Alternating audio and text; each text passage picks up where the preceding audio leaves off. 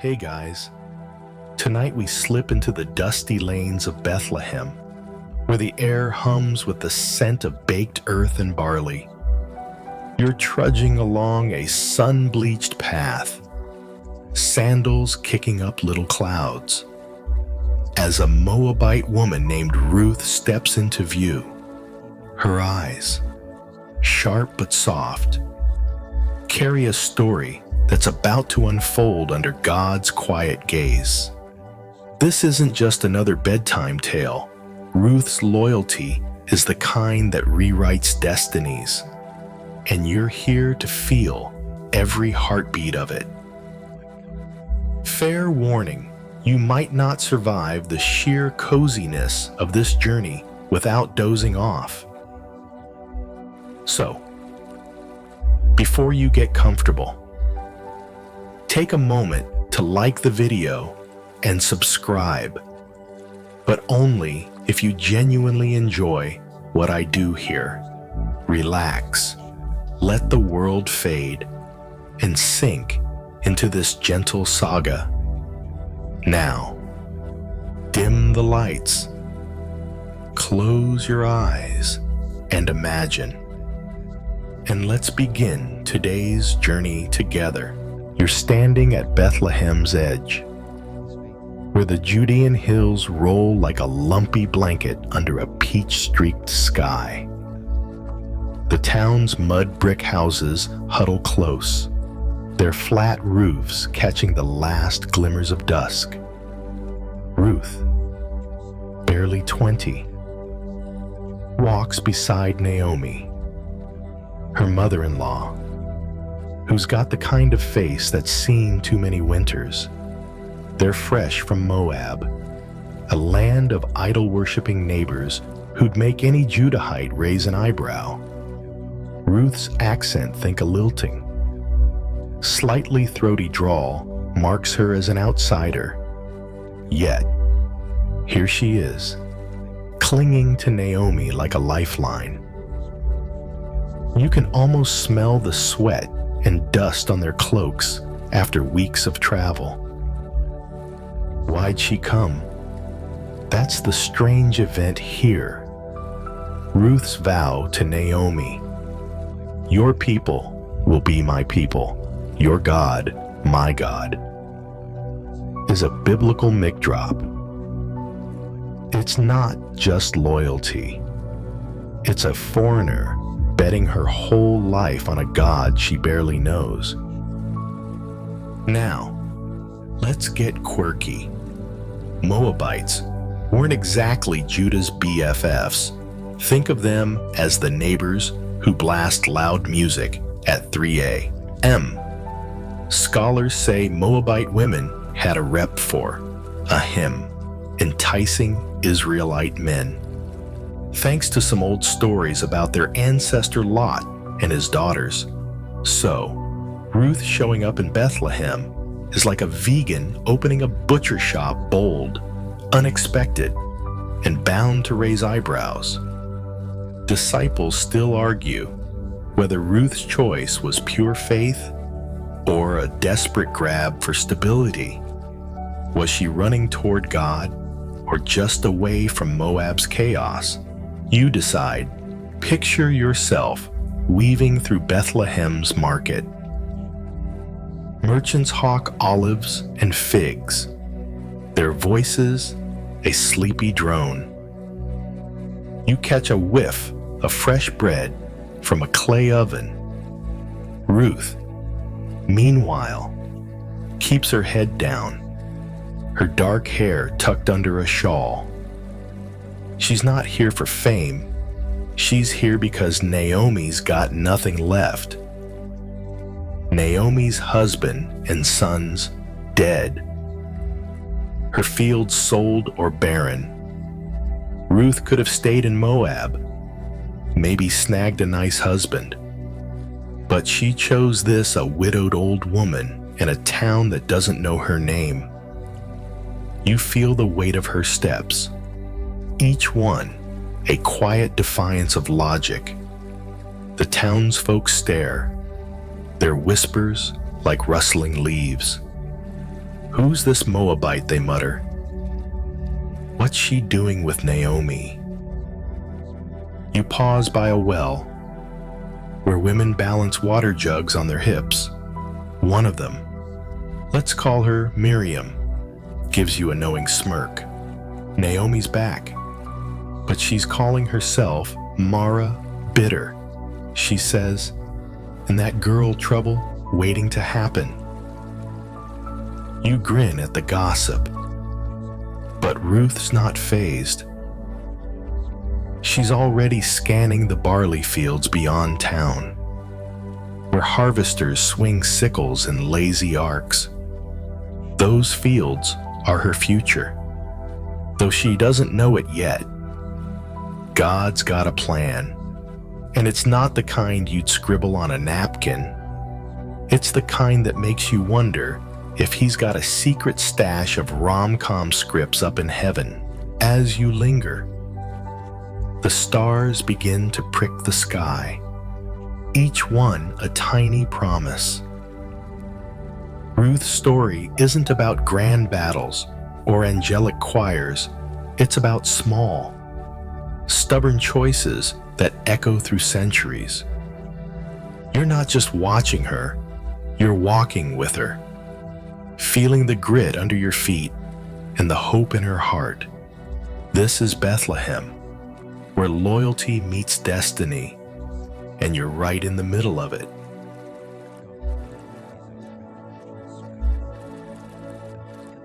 You're still in Bethlehem, but now you're trailing Ruth as she and Naomi settle into a cramped, mud brick house that smells faintly of damp straw. The air is thick with the weight of their journey from Moab, and you can almost taste the dust clinging to their cloaks. Ruth's hands, calloused from travel, fidget with a frayed shawl as she glances at Naomi, whose eyes are fixed on the ceiling like she's arguing with God himself.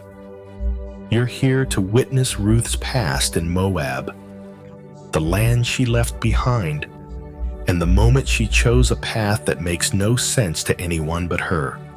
Moab's memory lingers like a half-forgotten dream. Picture rolling hills, not unlike Bethlehem's, but dotted with shrines to Chemosh, a god who demanded sacrifices that'd make your stomach turn. Ruth grew up there, her days filled with the clatter of market stalls and the chatter of women weaving tales of their ancestors' wild nights. The strange event here is Ruth's decision to ditch it all. When Naomi's sons, Ruth's husband included, died, Naomi told Ruth to stay in Moab, find a new man, start over. But Ruth, in a moment that's practically cinematic, grabs Naomi's hands and swears, "Where you go, I go." It's not just loyalty. It's a Moabite woman picking Israel's God over her own, like choosing a new playlist when your old one's been on repeat for years. Now for the quirky tidbit, Moabite culture had this odd custom where women used perfumed oils made from, get this, roasted locusts. Yeah, Ruth probably smelled like bug cologne back home. Imagine her trying to explain that to Bethlehem's snooty aunties. Scholars still debate whether Ruth's choice was a full-on conversion to Judaism or just a practical move to stick with Naomi. Was she chasing faith or family? You're standing in their tiny house, watching Ruth knead dough with fierce focus. And you wonder, you step outside, where the Bethlehem night wraps you in a cool embrace. The town's asleep, save for a stray dog sniffing around a pile of pottery shards. Ruth's past feels heavy, like a sack of grain slung over your shoulder. In Moab, she had a life friends, maybe a favorite spot by the Arnon River where she'd watch the sunset. But her husband's death changed everything. Naomi's sons, Mahlon and Chilion, were her link to Israel, and with them, gone. Ruth could have faded into Moab's hills. Instead, she's here, in a town that doesn't know her gods or her accent. You hear Naomi muttering in the dark, calling herself Mara, bitter, as if God's dealt her a rotten hand. Ruth, though, doesn't flinch. She's already planning tomorrow, her mind on the barley fields. You wander toward those fields now, where the stalks sway like a sleepy choir. The harvest is in full swing, and Ruth knows she's got to pick up the scraps left by harvesters to keep them fed. It's back-breaking work, but she's no stranger to it. You imagine her in Moab, maybe hauling water or grinding grain, her arms strong from years of survival. There's a quiet fire in her, the kind that makes you smirk. She's not here to play the damsel. A local kid runs by, tossing a pebble at a crow, and you chuckle. Kid's got aim, you mutter, but your eyes are on Ruth, who's tying her shawl tighter, ready for dawn. Here's the gentle sarcasm. Ruth's basically the ultimate wing woman, sticking with Naomi when most people would have bailed. You're tempted to whisper, "Girl, you could have had a Moabite bachelor by now." But there's something holy in her stubbornness. God's fingerprints are all over this. Though you can't quite see the full picture yet, the fields stretch out, whispering promises, and you feel the rhythm of Ruth's choice settling into your bones. She's not just a Moabite anymore. She's a woman rewriting her story, one dusty step at a time. As you linger, the stars overhead seem to wink, like they know something you don't. Ruth's loyalty isn't loud, but it's fierce, and you're starting to feel its pull. You're not just a bystander. You're caught in the slow, soothing current of her faith.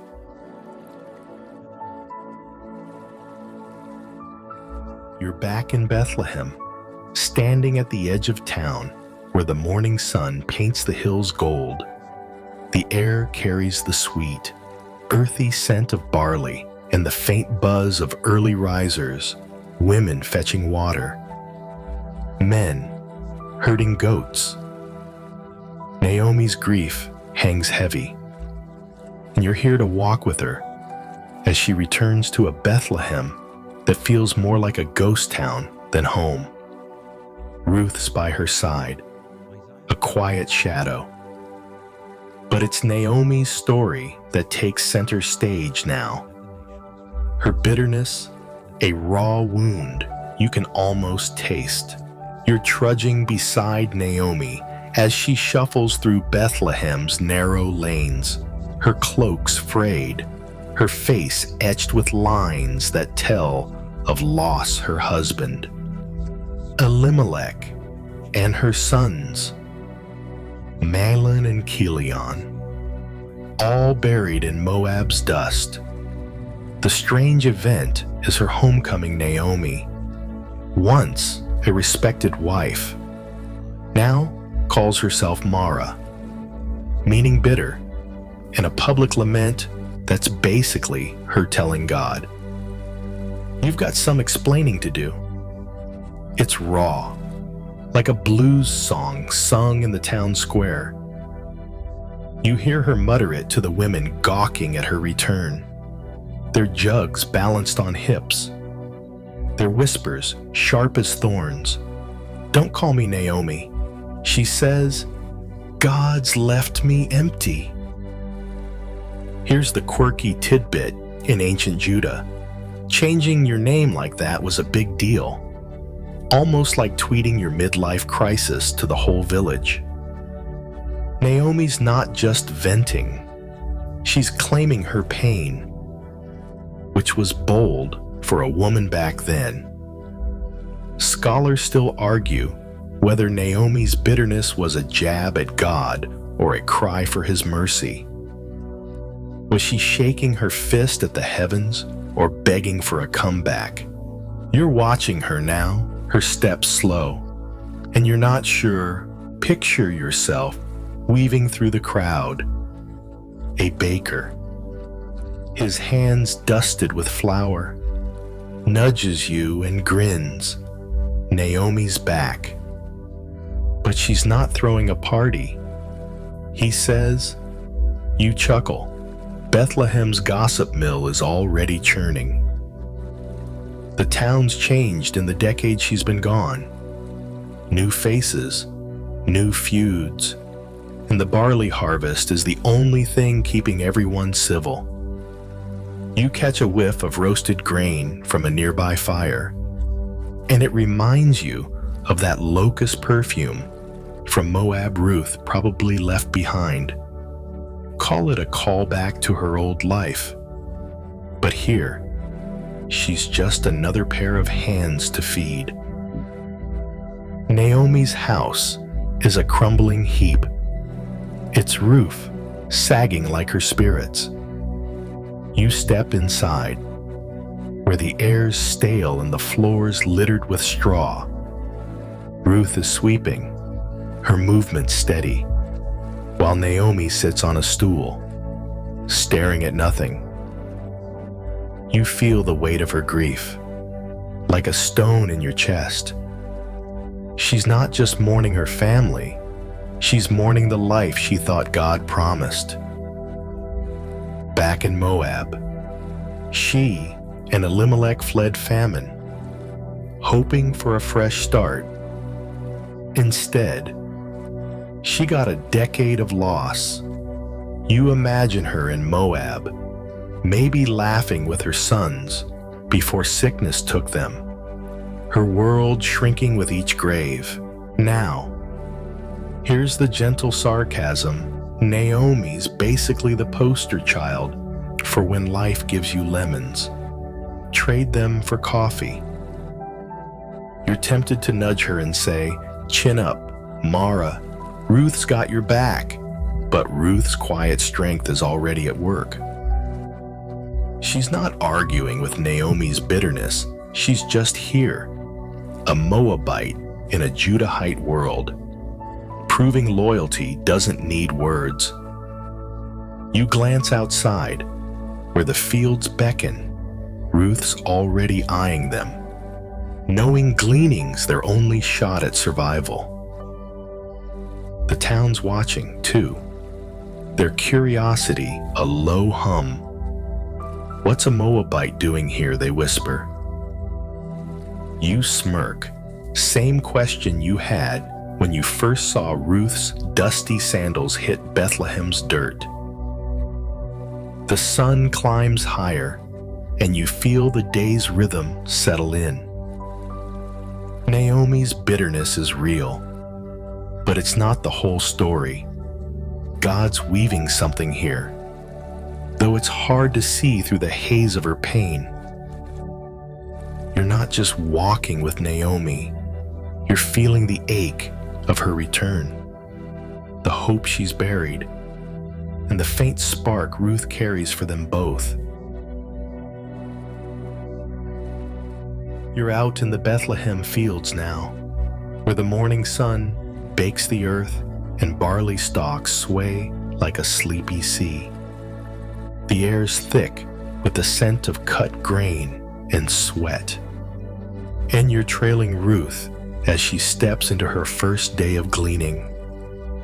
Her shawl's knotted tight, her eyes scanning the harvesters, men and women swinging sickles and lazy arcs. She's a foreigner here, her Moabite accent a quiet giveaway. But there's a grace in her movements that makes you pause. You're here to watch her navigate Boaz's fields, where her presence sparks whispers and something bigger starts to stir. Ruth's gleaning is the strange event of the hour in ancient Israel. Gleaning was God's welfare system. Landowners left scraps for the poor, widows, and outsiders like Ruth. But a Moabite woman, barely settled in Bethlehem, bending low to gather barley. That's a bold move. You see her stoop, her hands quick but careful, picking up stray stalks dropped by the harvesters.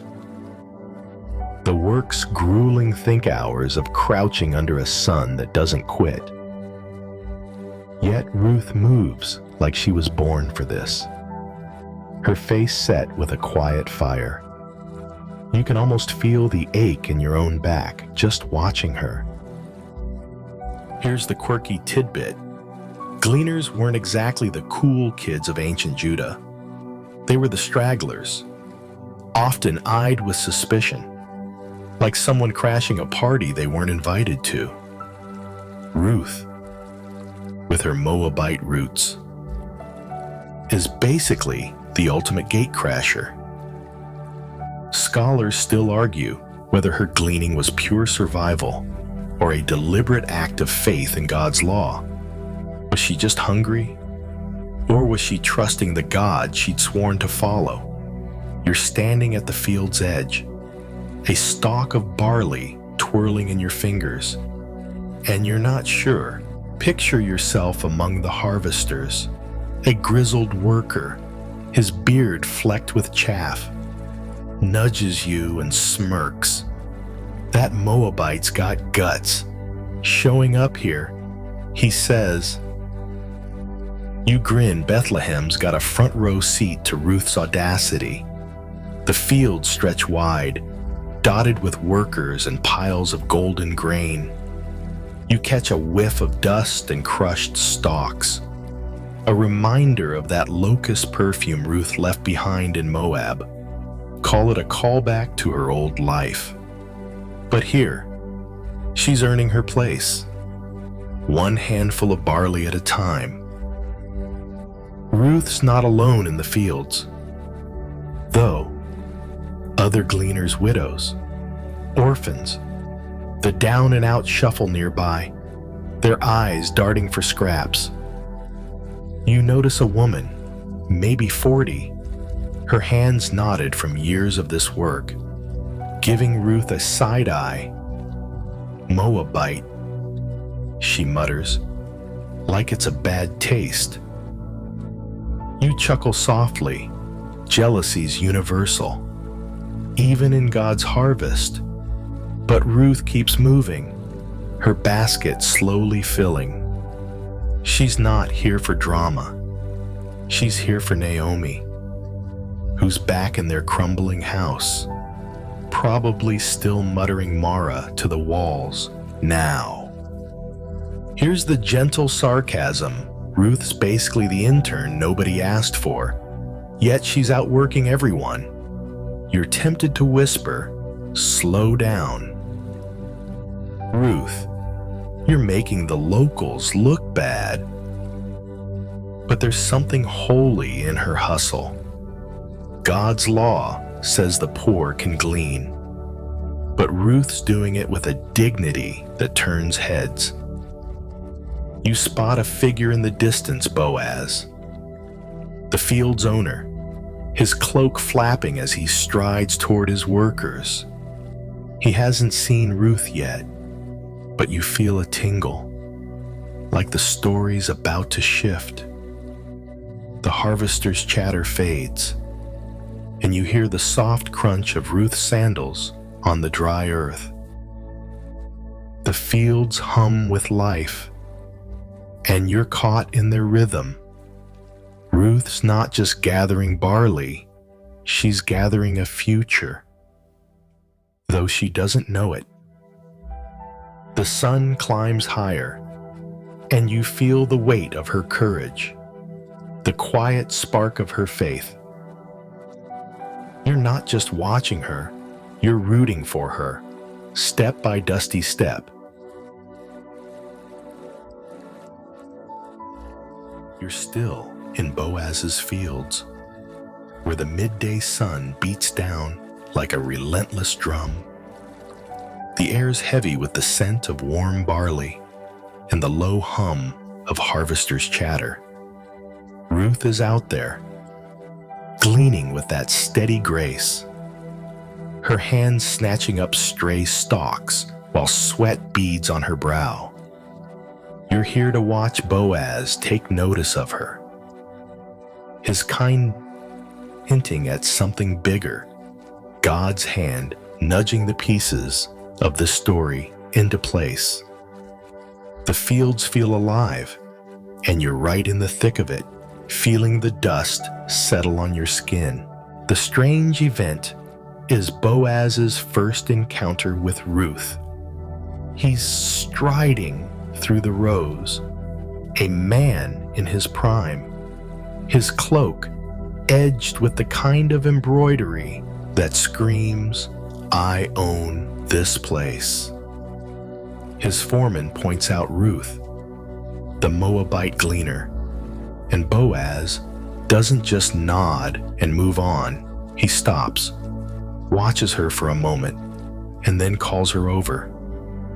"Stay in my fields," he tells her, his voice firm but warm. "Glean with my workers. Drink from my water jars." It's not just generosity, it's a biblical power move, singling out a foreign widow in a way that makes the other gleaners' jaws drop. You can almost hear their gasps, like a sitcom audience catching the plot twist. Here's the quirky tidbit in ancient Judah. Water was a big deal. Sharing it was like offering someone your Wi-Fi password today. Boaz letting Ruth drink from his jars. That's next-level hospitality, especially for a Moabite. Scholars still argue whether Boaz was smitten from the start or just acting on God's law to protect the poor. Was this romance at first sight or a calculated act of faith? You're leaning against a stack of sheaves, watching Ruth's eyes widen at his words, and you're not sure. Picture yourself blending into the crowd of workers. A young harvester, his tunic stained with sweat, nudges you and grins. Boaz never does this. He whispers, "Moabite or not." She's got his attention. You chuckle. Gossip travels faster than a camel in these fields. The scent of crushed grain swirls around you, a callback to that locust perfume Ruth left in Moab. She's far from that life now. Her hands full of barley, her heart full of something else, hope, maybe, or just stubborn resolve. Boaz's kindness isn't just a free pass, it's a shield, keeping the other gleaners' side eyes at bay. Ruth nods to Boaz, her voice soft as she thanks him. You catch the way her shoulders relax, like she's been holding her breath since Moab. The other workers keep cutting, but their glances dart toward her. A widow with a basket half full of barley mutters something about foreigners getting special treatment, and you smirk jealousies as old as dirt. Boaz, though, is already giving orders. Let her glean even among the sheaves. He tells his men, drop extra stalks for her. It's subtle, but you feel the weight of it. God's law stretched wide to cradle this outsider. Now, here's the gentle sarcasm. Boaz is basically the boss who brings donuts for the new hire.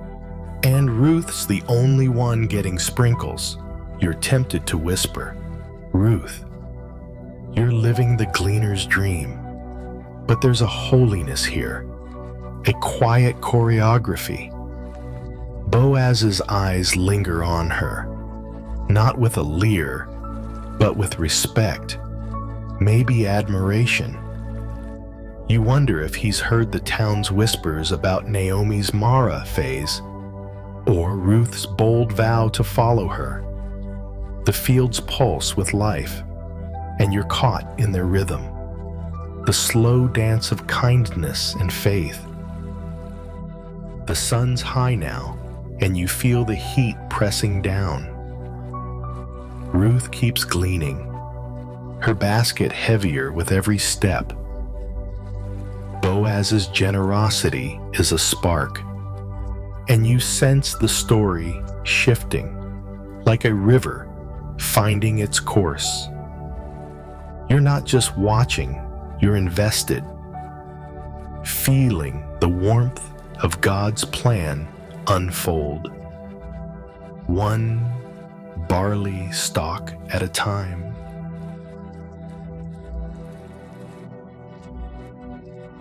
You're still in Boaz's fields, where the afternoon sun paints everything in a hazy gold. The scent of barley and sweat hangs thick, mingling with the rustle of stalks as harvesters move in steady rows. Ruth is gleaning, her hands quick, her shawl dusted with chaff. But now, you're tuning into Bethlehem's gossip mill, where the townsfolk are buzzing about this Moabite woman who's caught Boaz's eye. The fields feel like a stage, and you're in the audience, catching every whisper and side-eye as Ruth's presence stirs up debate. The strange event here is the town's reaction to Ruth. Word spread faster than a brush fire. A Moabite gleaner, barely a week in Bethlehem, is getting special treatment from Boaz himself.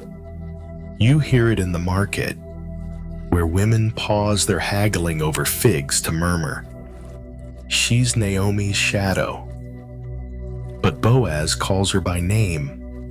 At the well, men leaning on their staffs trade theories about why a landowner's bending over backward for a foreigner.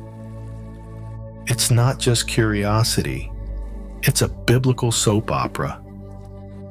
With Ruth as the unexpected star, the locals aren't sure if she's a blessing or a scandal waiting to happen. Here's the quirky tidbit in ancient Judah. Gossip wasn't just chatter, it was practically a profession. Women would gather at wells, spinning tales like they were weaving rugs. And Ruth's story is prime material, a Moabite in Boaz's fields. That's juicier than a ripe pomegranate. Scholars still argue whether the townsfolk's whispers were rooted in prejudice or just small-town nosiness. Were they guarding their traditions or just bored? You're leaning against a low stone wall, nibbling a piece of flatbread you snagged from a vendor, and you're not sure. Picture yourself weaving through the crowd. A potter, his hands slick with clay, catches your eye and grins. "Moabites got the whole town talking," he says. Jerking his thumb toward the fields, you chuckle. Bethlehem's got no chill when it comes to drama.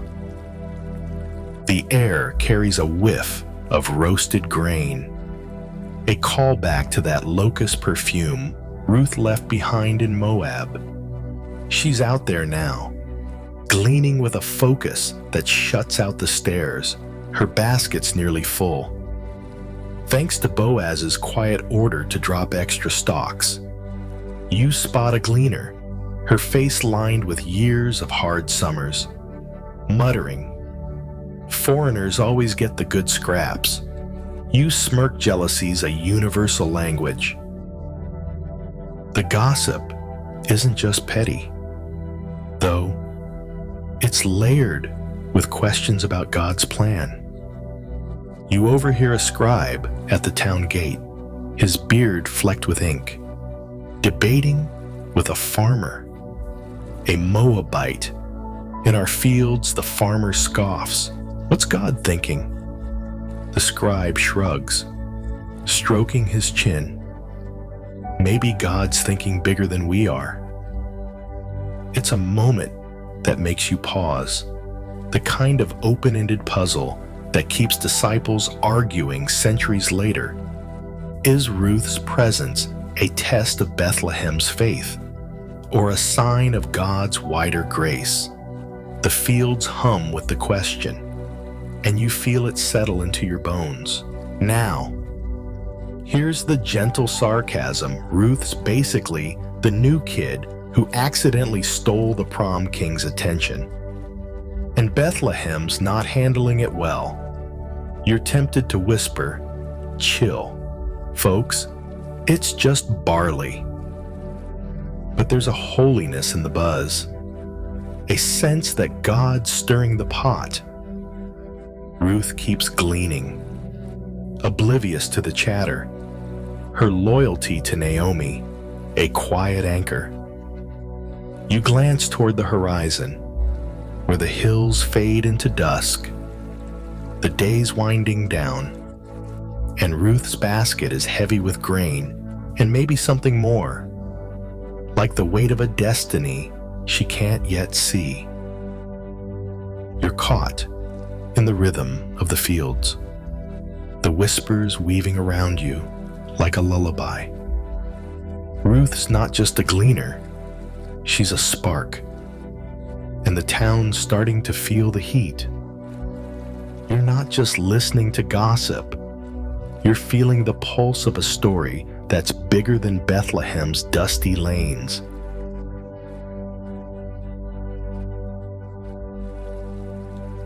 You're back in Bethlehem, inside Naomi and Ruth's cramped, mud brick house, where the air smells of stale straw and yesterday's bread.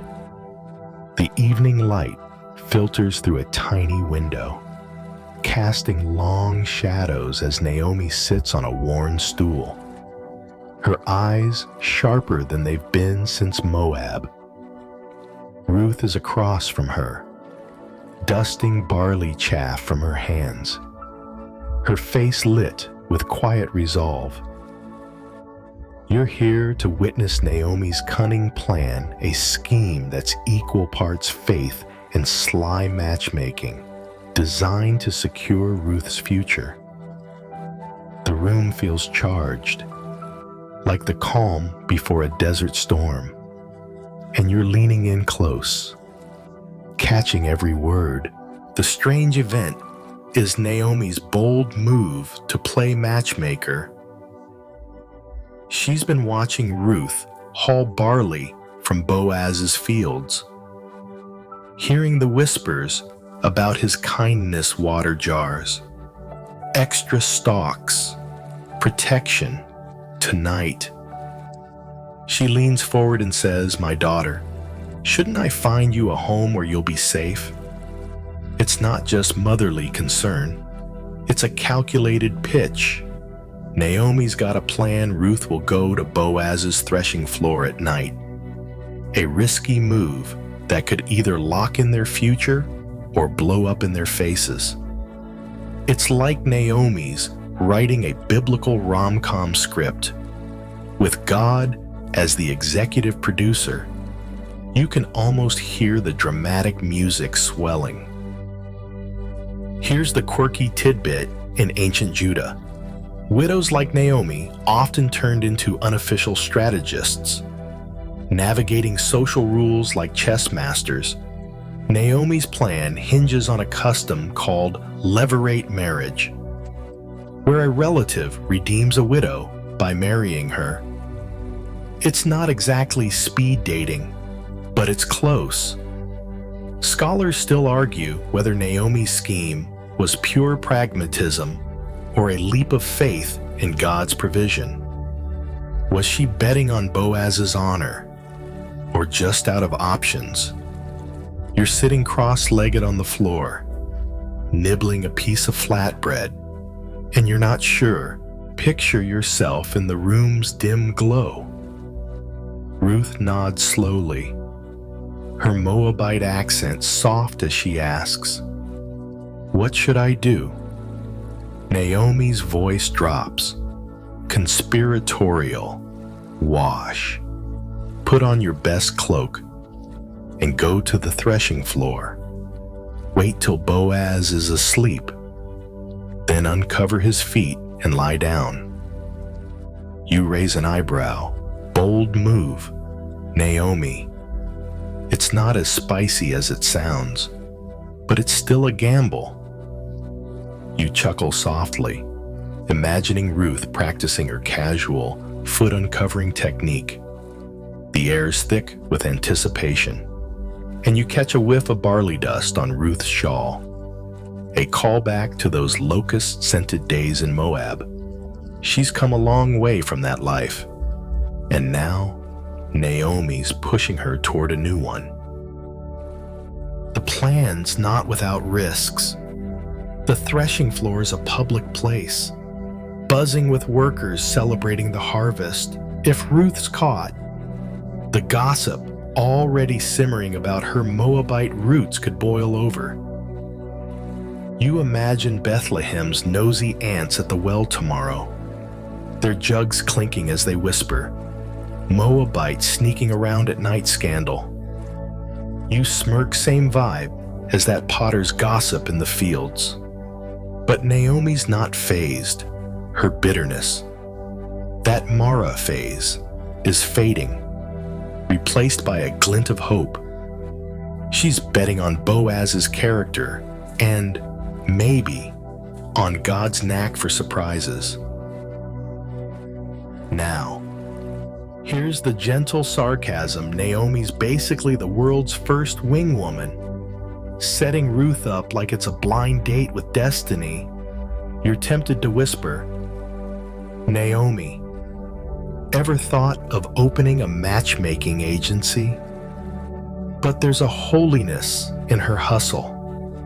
She's not just scheming, she's leaning into God's law, trusting the same system that let Ruth glean in the first place. You glance at Ruth, who's folding her shawl with care, her face a mix of nerves and trust. The night's young, and the threshing floor waits, its shadows hiding a moment that could change everything. You're caught in the hum of their plan, the quiet rhythm of faith and daring. Naomi's cunning isn't loud, but it's fierce, and you feel its pull. The house settles into silence, and you're ready for what's next. The story pulsing like a heartbeat in the dark.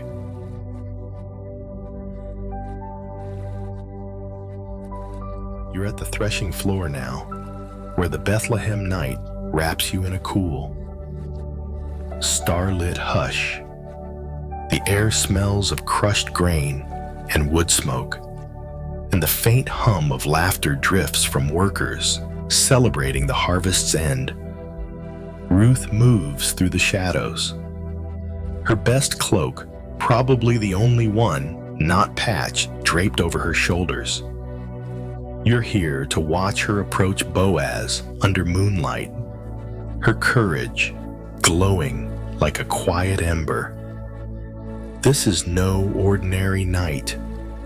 It's a moment where faith, risk, and a touch of audacity collide, and you're holding your breath.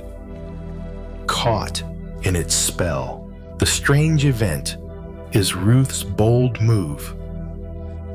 At the threshing floor, Naomi's plan is in motion. Ruth waits until Boaz, full of food and wine, settles on a pile of grain to sleep. Then, heart pounding, she creeps forward, uncovers his feet, and lies down. It's not as flirty as it sounds. Uncovering feet was a symbolic act, a humble request for protection under God's law. But still, a Moabite woman sneaking up on a sleeping landowner. That's the kind of gutsy move that'd make Bethlehem's gossip mill explode. You can almost feel the cool earth under Ruth's knees as she waits, the silence thick with possibility. Here's the quirky tidbit. Threshing floors weren't just for grain, they were party central during harvest season. Think bonfires, music, and enough wine to loosen tongues. Ruth slipping in like a ninja is like crashing a company picnic to ask the boss for a promotion. Scholars still argue whether her act was a formal proposal or a desperate plea for redemption. Was she signaling romance or just survival? You're crouched in the shadows, the scent of barley tickling your nose, and you're not sure. Picture yourself blending into the scene. A worker, his tunic stained with sweat, stumbles past with a wineskin, muttering about the harvest haul. Boaz is in a good mood. He slurs, and you grin. Perfect timing. Ruth. The firelight dances, casting flickers on the piles of threshed grain. You catch a whiff of that barley dust, a callback to Ruth's days gleaning in Boaz's fields. Maybe even that locust perfume she left in Moab. She's a long way from that life now. Lying still as Boaz snores softly, his cloak bunched around him. The other workers are sprawled nearby, their chatter fading into sleepy mumbles. Ruth's heart must be racing, but her face is calm, her Moabite features softened by moonlight. You imagine the whispers back in town, those nosy ants at the well, ready to pounce if this goes south. Moabite, sneaking around at night, they'd hiss. You chuckle quietly, remembering the potter's gossip about Ruth stealing Boaz's attention. But this isn't about scandal, it's about trust. Ruth's following Naomi's script, leaning into a custom where a kinsman can redeem a widow, tying her to the land and God's promise.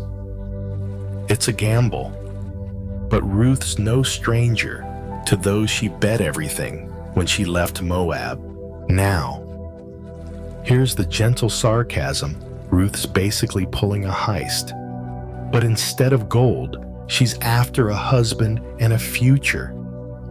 You're tempted to whisper, Ruth, ever heard of sending a letter? But there's a holiness in her courage, a quiet defiance of fear. Boaz stirs, his eyes blinking open as he senses her. Who's there, he asks, his voice groggy but sharp. Ruth's answer, soft but steady, carries the weight of her vow. I am Ruth, your servant.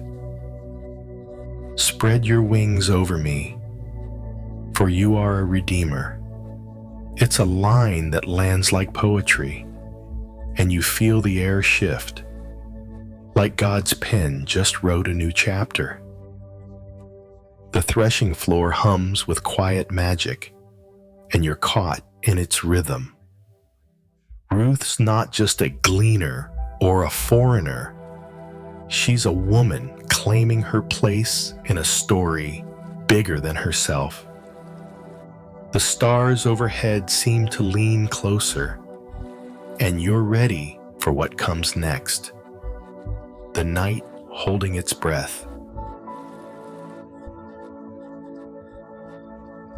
You're still at the threshing floor, cloaked in the Bethlehem night where stars prick the sky like tiny lanterns. The air's cool, laced with the scent of threshed barley and dying embers from the workers' fire. Boaz, startled awake, sits up on his pile of grain, his eyes narrowing as Ruth kneels near his uncovered feet. Her voice, steady despite the audacity of her presence, echoes in the quiet. Spread your wings over me, for you are a redeemer. You're here to watch Boaz's response, his honorable pause weaving faith and duty into the moonlight. The moment feels fragile, like a held breath, and you're right there, soaking in its weight. The strange event is Boaz's measured reaction.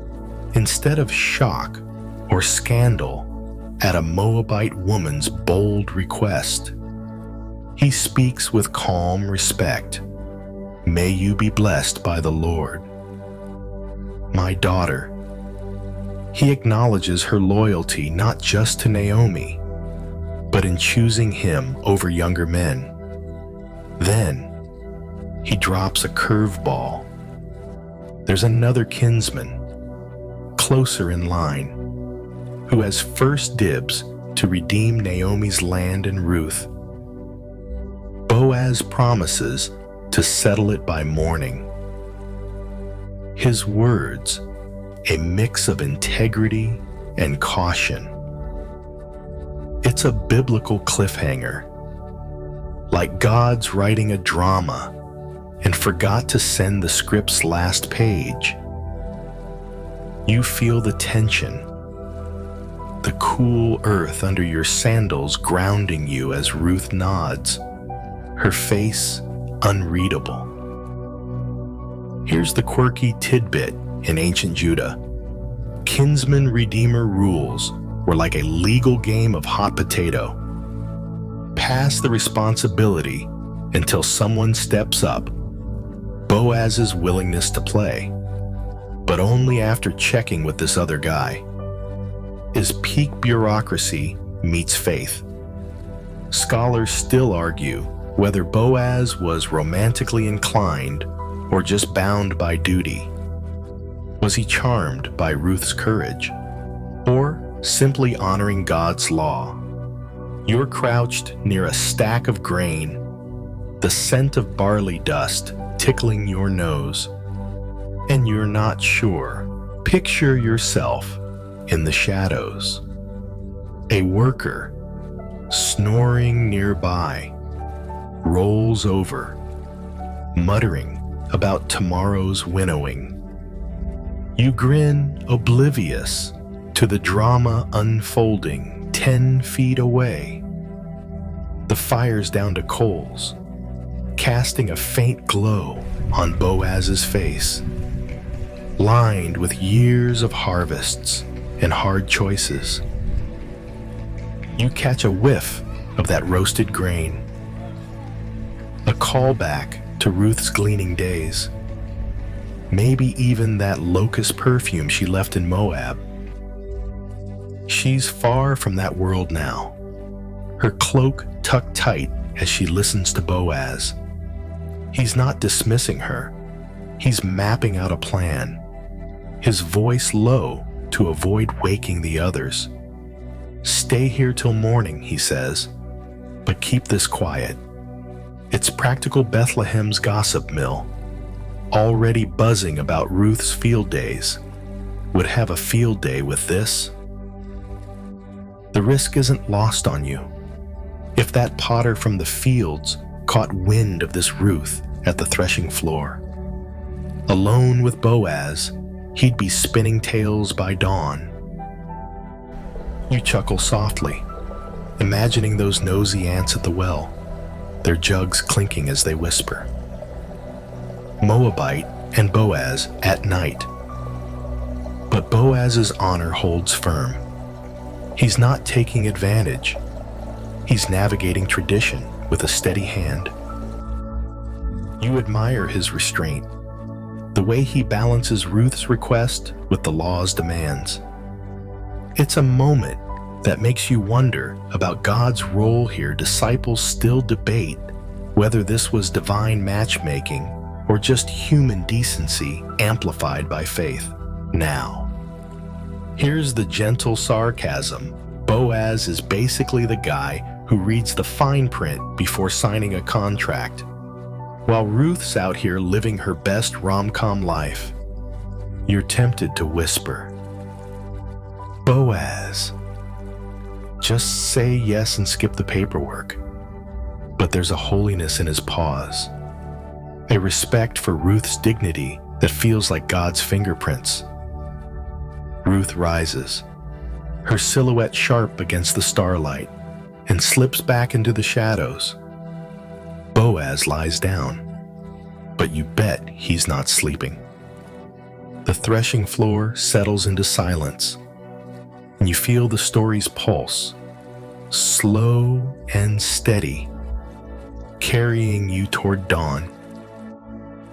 You're caught in the night's quiet magic, Ruth's courage and Boaz's honor weaving a thread you can't quite name. The stars seem to hum, and you're ready for the next beat. The morning light just a promise on the horizon.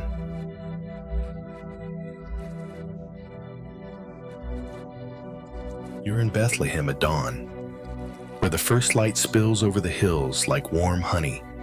The air's crisp, carrying the scent of dew-soaked barley and the faint tang of last night's wood smoke. The threshing floor is quiet now, its workers gone, leaving only scattered grain in the memory of Ruth's moonlight gamble. You're back in the town's dusty lanes, where the morning stirs with the clatter of carts and the bleating of goats. The locals are already whispering. Their gossip about Ruth's bold move at Boaz's side sparking like kindling. You're here to catch the buzz, feeling the pulse of a town wrestling with a Moabite's place in their story. The strange event is the town's morning chatter, a wildfire of speculation about Ruth. Words leaked maybe from a sleepy worker who caught a glimpse of her leaving the threshing floor that the Moabite gleaner was with Boaz last night. By the well, women pause, their water jugs balanced, to trade theories. She's after his land. One says, no, his heart. Another counters, her eyes gleaming at the market. A baker slicing flatbread leans close to a customer, muttering. Moabites playing a dangerous game. It's not just gossip. It's Bethlehem sizing up whether God's plan includes this outsider. You feel the energy, like static before a storm, as the town hums with questions. Here's the quirky tidbit. Ancient gossip wasn't just talk. It was a social GPS, mapping who's in and who's out. Ruth's nighttime visit is like a viral tweet in Bethlehem's small world, and everyone's got an opinion. Scholars still argue whether the town's buzz was rooted in xenophobia or just fascination with a good story. Were they threatened by Ruth's foreignness or just hooked on the drama? You're leaning against a mud brick wall, munching on a fig you snagged from a vendor, and you're not sure. Picture yourself weaving through the crowd. A potter, yep. That same guy from the fields spots you and grins, his hands caked with clay. Heard about the Moabite night moves with Boaz, he says. Winking. You chuckle, remembering his earlier gossip about Ruth's gleaning. The air carries a whiff of fresh bread, a callback to that locust perfume Ruth left in Moab. She's not here now, she's back with Naomi, probably unloading last night's haul of grain Boaz sent her home with. But her shadow looms large. You spot a group of elders near the town gate, their beards bobbing as they debate.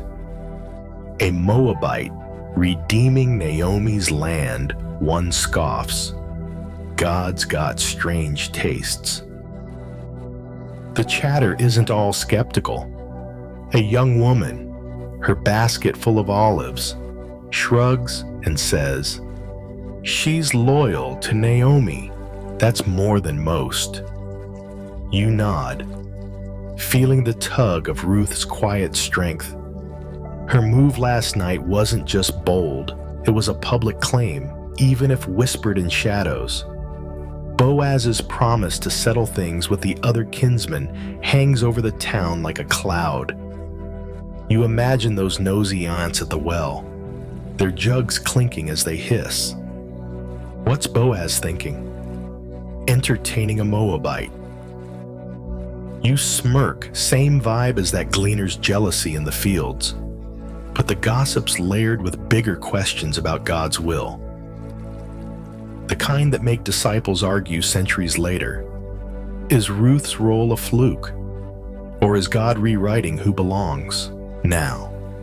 Here's the gentle sarcasm. Bethlehem's basically a reality show, and Ruth's the wild card stealing the spotlight. You're tempted to whisper, "Guys, get some hobbies, this isn't that juicy." But there's a holiness in the buzz, a community grappling with grace. The sun climbs higher, and you feel the day's rhythm, the town's pulse syncing with Ruth's story. She's not just a gleaner or a foreigner, she's a spark. And Bethlehem's starting to glow. You're not just eavesdropping, you're caught in the slow, soothing current of a tale that's bigger than gossip.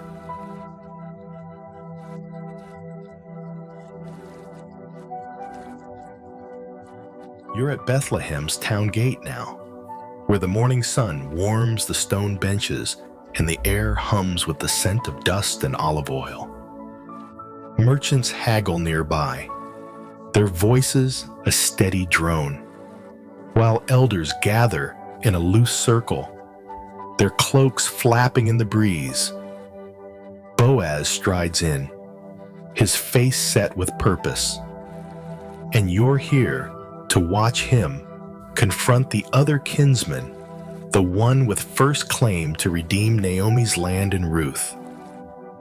The gate's the heart of Bethlehem's business, where deals are sealed and futures decided, and you're leaning in, feeling the weight of this moment like a stone in your hand. The strange event is Boaz's public negotiation. He calls the kinsman over, a man whose name the Bible conveniently forgets. Let's call him Mr. No Name. Boaz lays it out Naomi's selling Elimelech's land, and Mr. No Name, as the closer relative, gets first dibs to buy it. The guy's interested, nodding like he's already counting profits. Then Boaz drops the kicker. You also get Ruth, the Moabite, to raise up a child for the dead. Mr. No Name balks, suddenly sweating he's out, passing the deal to Boaz. It's a biblical plot twist. sealed with a sandal exchange, like signing a contract with a high five. You feel the crowd's eyes widen, the air crackling with the deal's finality. Here's the quirky tidbit in ancient Judah. Handing over a sandal to close a deal was as legit as a notary stamp. It's like finalizing a house purchase by tossing your sneaker at the seller. Scholars still argue whether Mr. No Name backed out because of Ruth's Moabite status, or just cold feet about the cost. Was he prejudiced, or just bad at math? You're perched on a low wall, chewing a piece of dried apricot, and you're not sure. Picture yourself in the crowd, a merchant. His cart piled with pottery, leans close and mutters. Boaz played that guy like a liar. You grin, remembering the potter's gossip about Ruth's threshing floor stunt. The gate's buzzing now, men stroking their beards as they watch Boaz hand over his sandal. You catch a whiff of warm bread from a nearby stall. A callback to that locust perfume Ruth left in Moab. She's not here, she's with Naomi, probably kneading dough in their cramped house, but her future's being shaped in this dusty square. The elders nod approval, their voices a low chant. May your house be like Rachel and Leah's. The deal's not just about land, it's about redemption. Tying Ruth and Naomi to God's promise. You imagine those nosy ants at the well, their jugs clinking as they whisper. Moabites getting a husband now. You chuckle, picturing their faces when they hear Boaz stepped up. But the moment's bigger than gossip. Boaz's move honors Ruth's courage from that moonlit night, her quiet plea for protection. It's a step towards something holy. Though the crowd doesn't fully see it, disciples still debate whether God orchestrated this or if Boaz and Ruth just seized the moment. Was it divine chess or human heart now? Here's the gentle sarcasm. Boaz is basically the guy who wins at poker without showing his cards, while Mr. No Name's left holding a bad hand. You're tempted to whisper, "Nice one." Boaz's sandals are the new power move, but there's a holiness in his resolve, a commitment to God's law that feels like a warm blanket. The elders bless the deal, their words drifting like incense. You feel the gate's energy settle, the deal done. Ruth's fate tied to Boaz's vow. The sun's higher now, and you're caught in the rhythm of this moment. The story's pulse steady as a heartbeat. You're not just watching a transaction, you're witnessing a pivot. A Moabite woman woven into Bethlehem's future. The town gate hums with life, and you're ready for what's next. The story unfolding like a scroll in the morning light.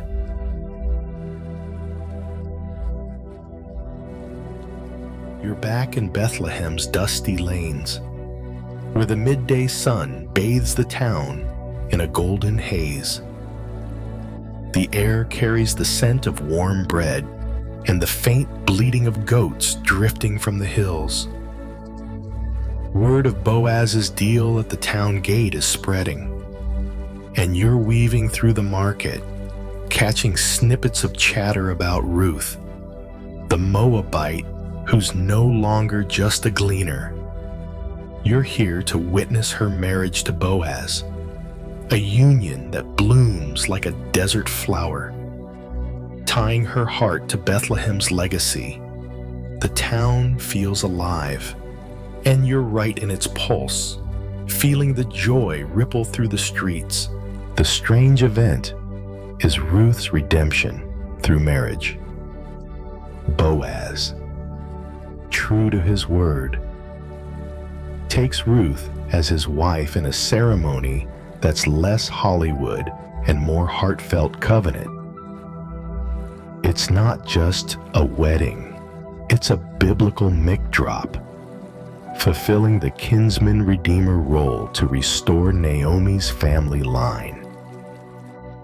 You imagine the scene, a small gathering under a canopy of woven palm fronds, Ruth in a simple but elegant cloak, Boaz's steady gaze meeting hers.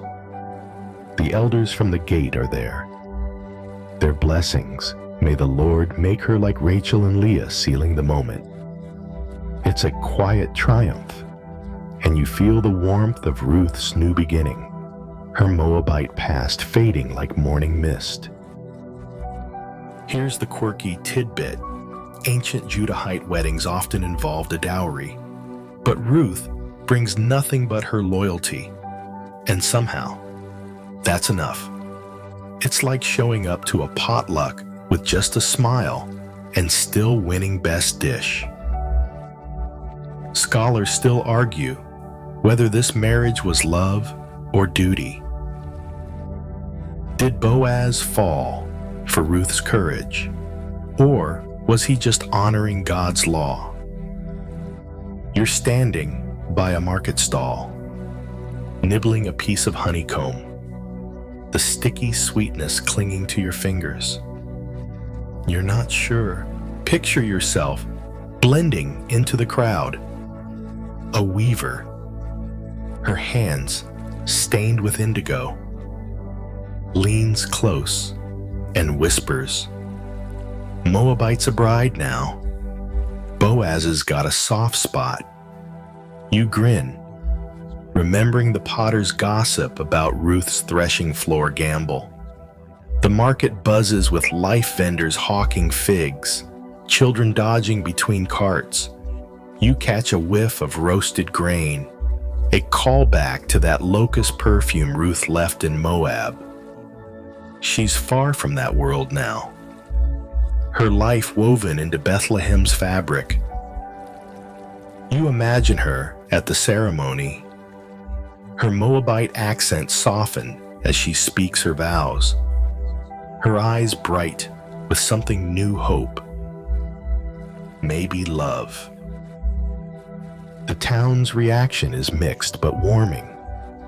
Those nosy ants at the well, their jugs clinking, are still whispering. But now it's more awe than scorn. A Moabite in Boaz's house. God's up to something.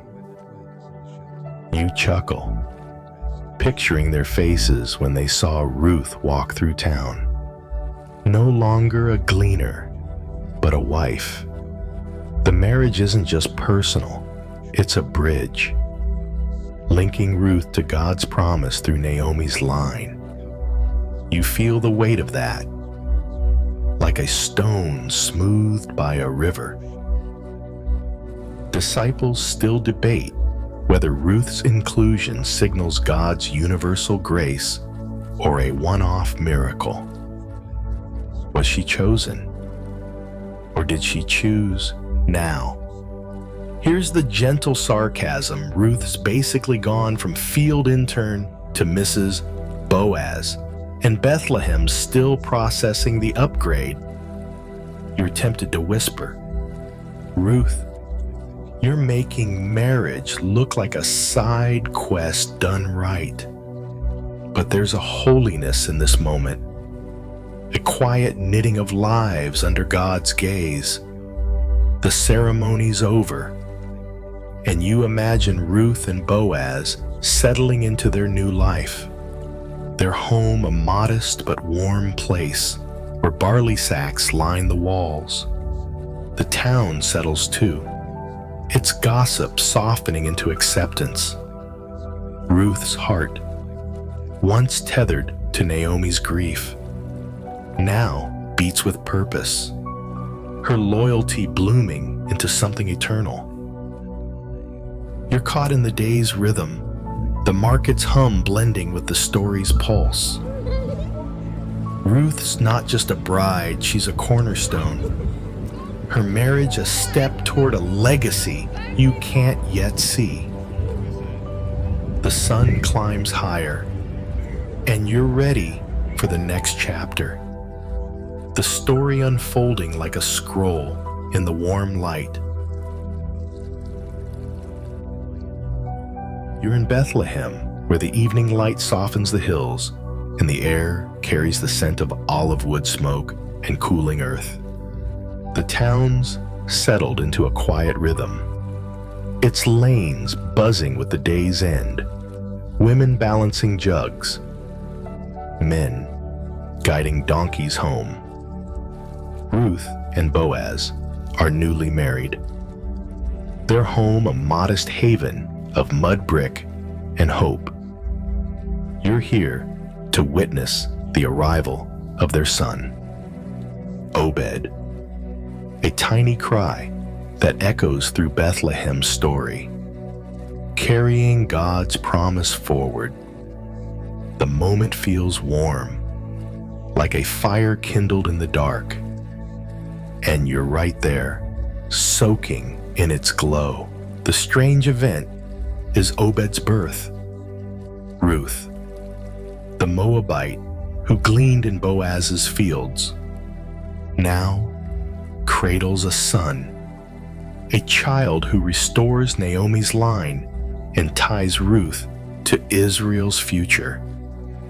It's not just a birth, it's a biblical pivot, a moment where God's plan snaps into focus.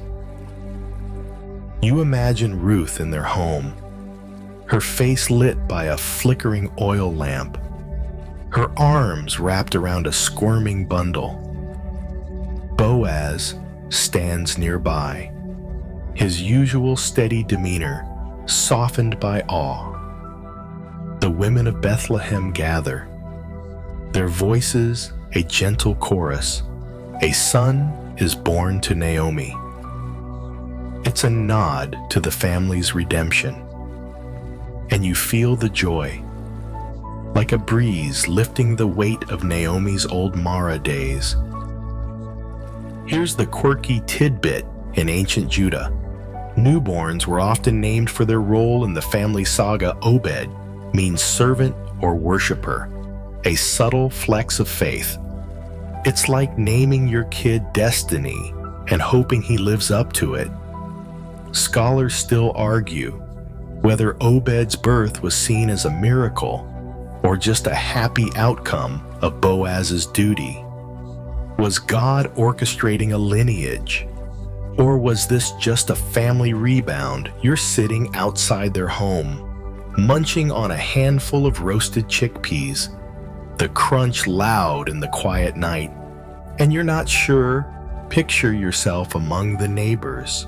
A weaver, her fingers still dusted with dye, nudges you and grins. Moabite's a mother now, Naomi's smiling again.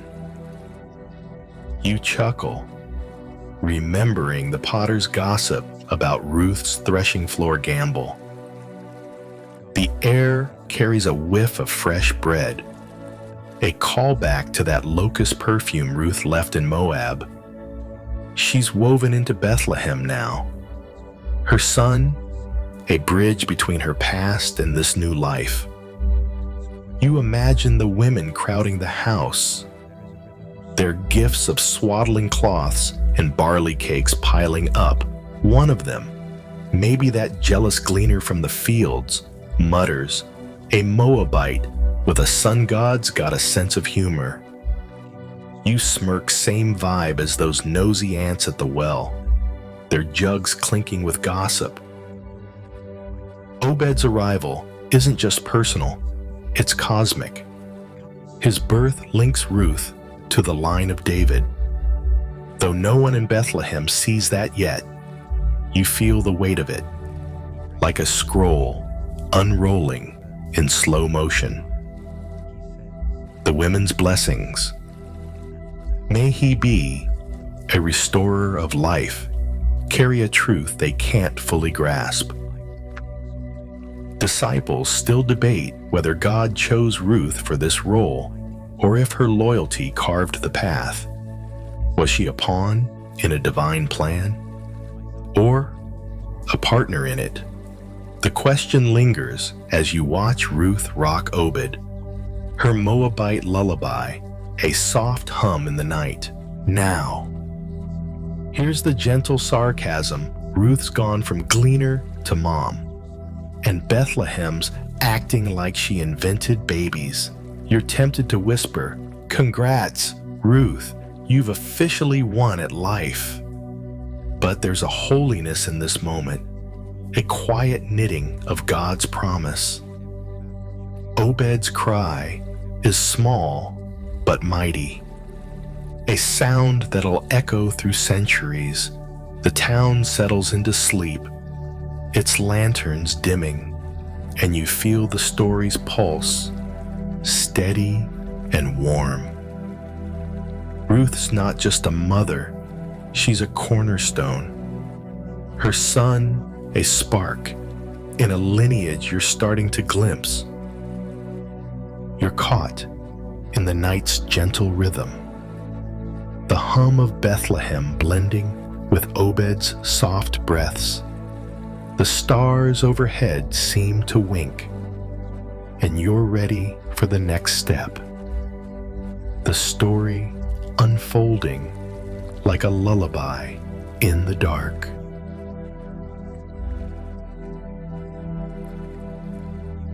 You're in Bethlehem, where the morning sun spills over the hills, painting the mud brick houses in soft gold. The air's fresh, laced with the scent of dew and blooming jasmine.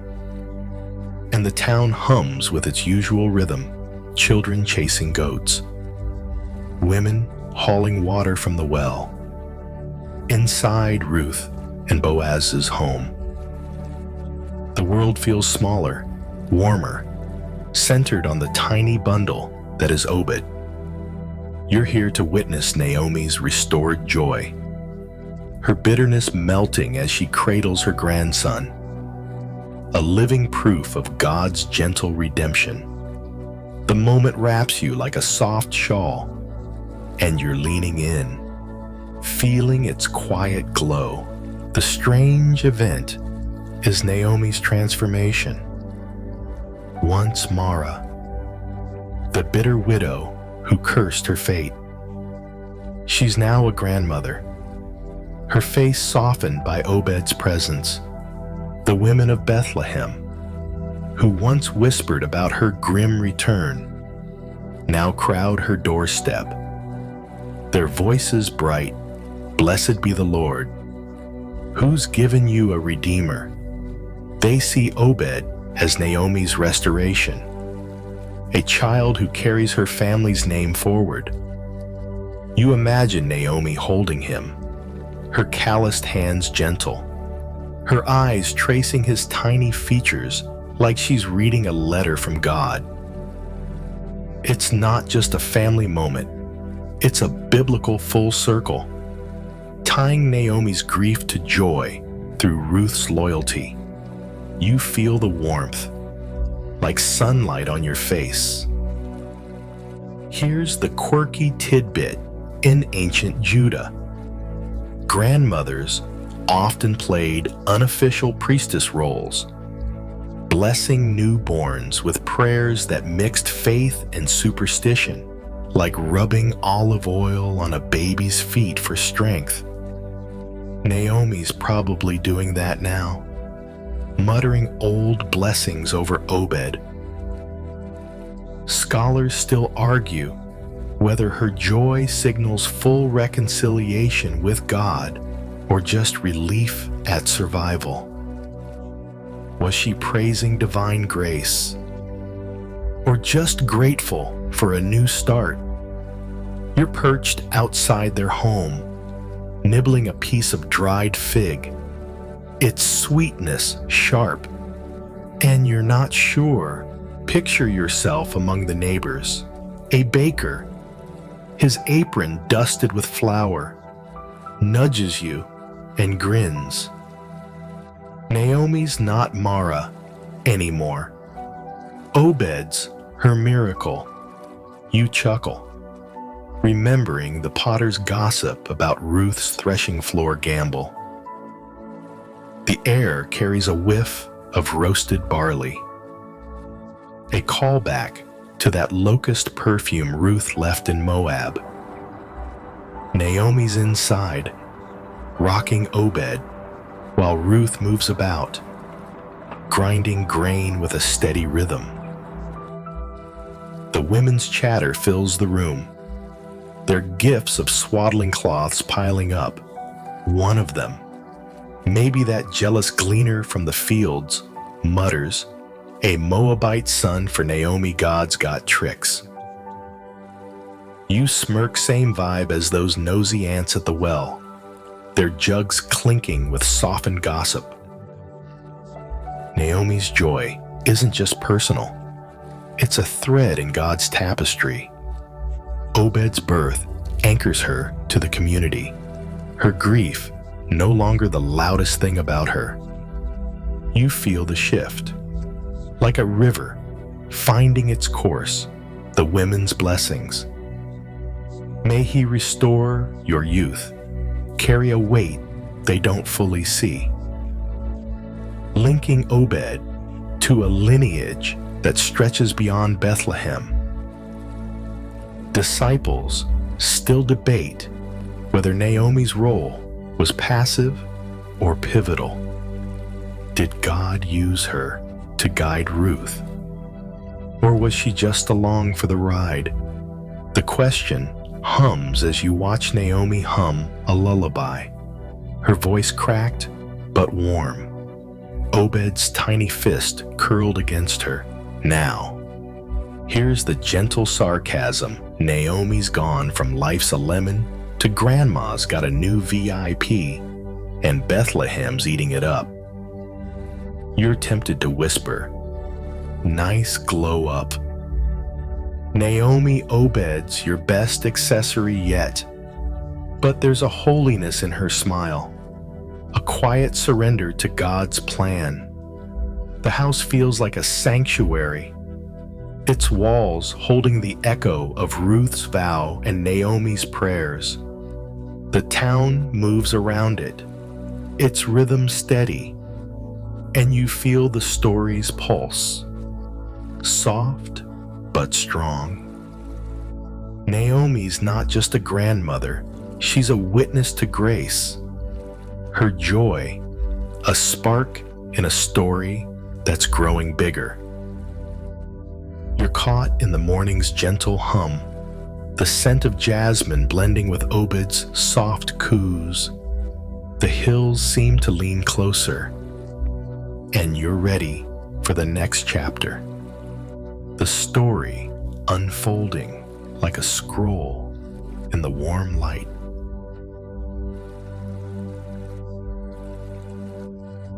You're lingering in Bethlehem, where the afternoon sun drapes the town in a lazy glow, casting long shadows across the dusty lanes. The air hums with the scent of ripening figs and the distant clatter of market stalls winding down. Ruth and Boaz's home is a quiet anchor, where Obed's gurgles mix with the soft grind of a hand mill. Naomi's there, her Mara days fading. But you're stepping back now, tracing Ruth's story to a bigger picture, her place in Bethlehem's legacy. A Moabite woven into God's unfolding plan. The town feels like a living scroll, and you're here, feeling its pages turn under your fingertips. The strange event is the quiet realization of Ruth's impact. Obed's birth isn't just a family win, it's a cornerstone for Israel's future, linking Ruth to King David's line. The townsfolk don't see it yet. They're too busy swapping barley and gossip, but you sense the weight, like a melody you can't quite name. Picture the elders at the gate, their beards bobbing as they bless Boaz's house. Unaware their words, "May your house be like Perez's plant," Ruth, in a lineage that'll shape history. It's a biblical Easter egg, hidden in plain sight, and you feel the thrill of it, like spotting a star before the sky fully darkens. Here's the quirky tidbit. Ancient Judahites loved genealogies like we love streaming binges, reciting names to anchor their identity. Ruth's inclusion as a Moabite in this sacred list is like a plot twist in a season finale. Scholars still argue whether her role was a divine setup or a happy accident. Did God pick Ruth to expand his covenant? Or did her loyalty carve the path you're sprawled on a low wall, tossing a pebble in the dust, its faint clink lost in the town's hum? And you're not sure. Picture yourself weaving through Bethlehem's lanes, a shepherd, his staff tapping the ground, pauses to chat. "Boaz's boys got the town buzzing," he says, grinning. You nod, remembering the potter's chatter about Ruth's threshing floor gamble. The air carries a whiff of warm bread, a callback to that locust perfume Ruth left in Moab. She's at home now, kneading dough while Obed naps, her Moabite lullabies blending with Naomi's soft prayers. You spot a woman at the well, her jug balanced, whispering to another, a Moabite in our story. God's got a wild pen. You chuckle, same vibe as those nosy ants, their gossip now tinged with awe. Ruth's legacy isn't loud, but it's deep. Her journey from Moab's hills to Boaz's fields, from gleaner to mother, feels like a thread God's pulling through time. You imagine the townsfolk years later, telling their kids about the Moabite who changed everything. Their voices soft around a fire, the women's blessings at Obed's birth. May he be famous in Israel, carry a truth they can't yet see, and you feel it settle, like dust after a wind. Disciples still debate whether Ruth's story is about inclusion or providence. Was she a fluke in God's plan, or proof his grace knows no borders? Now, here's the gentle sarcasm. Ruth's basically the underdog who crashed the family reunion and ended up in the photo album.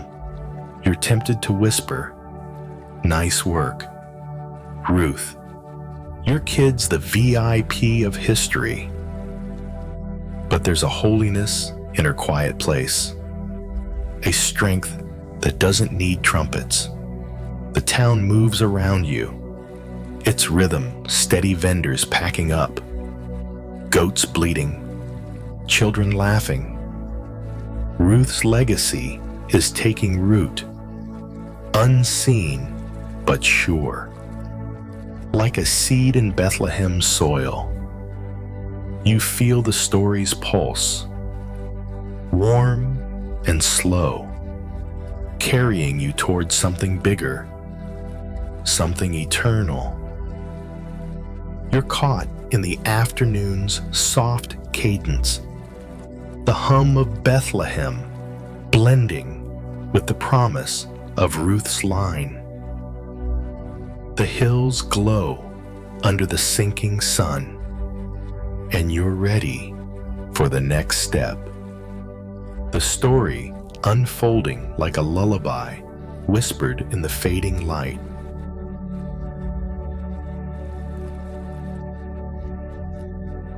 You're wandering Bethlehem's winding paths, where the late afternoon sun dusts the hills with amber. The air's thick with the scent of sun-warmed stones and the faint tang of olive presses at work. The town pulses with life merchants bartering, children dodging between carts, but your focus drifts to Ruth's origins. Her Moabite roots now a quiet undercurrent in Bethlehem's story.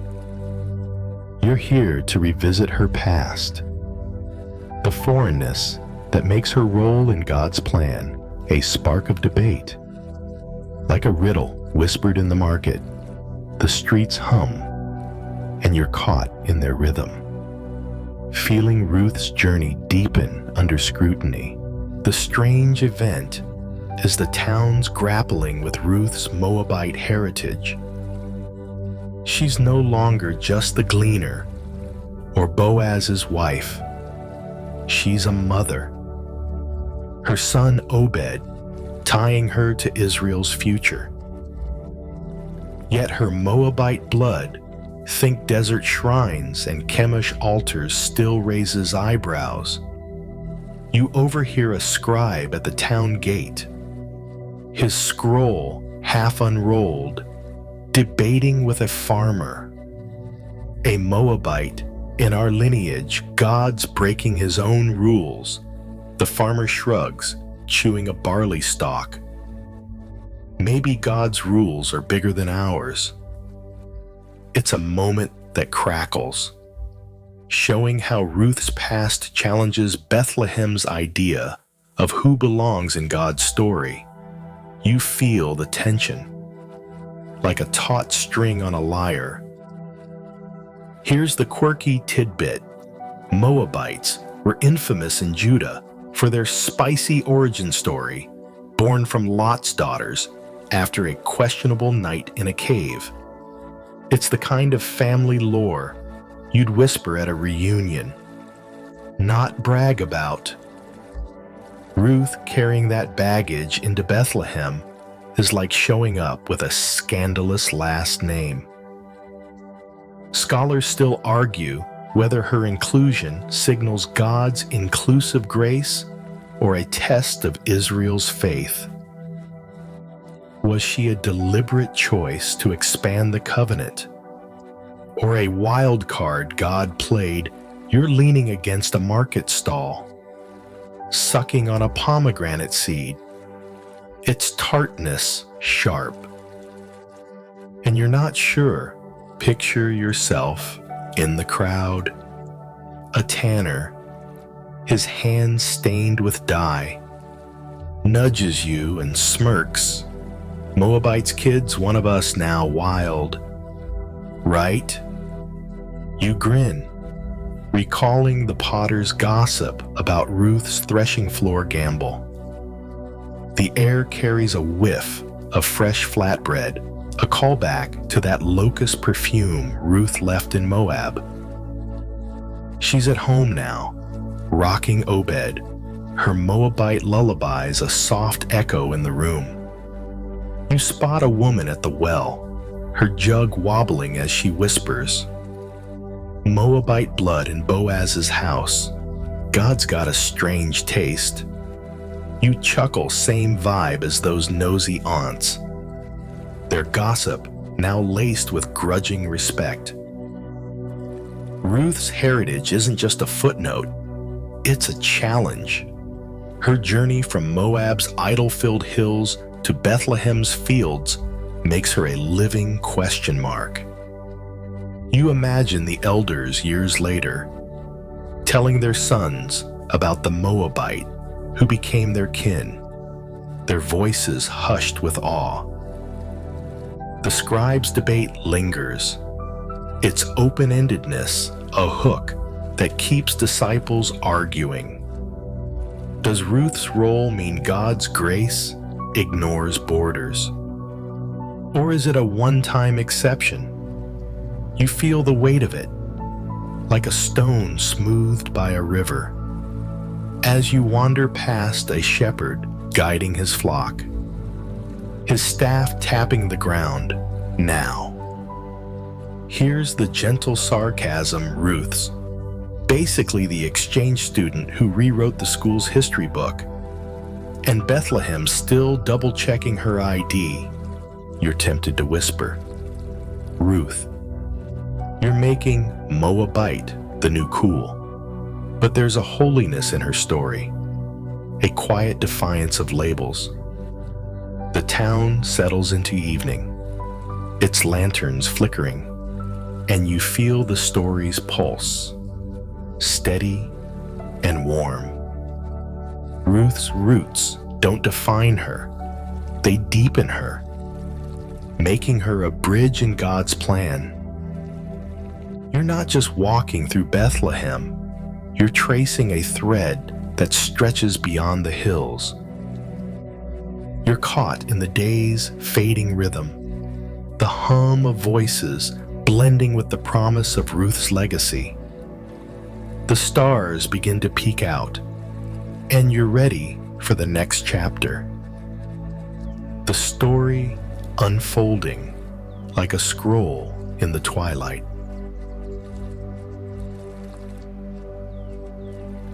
You're back in Bethlehem's golden fields, where the evening breeze rustles the last of the barley stalks, carrying the scent of dry earth and faint wood smoke.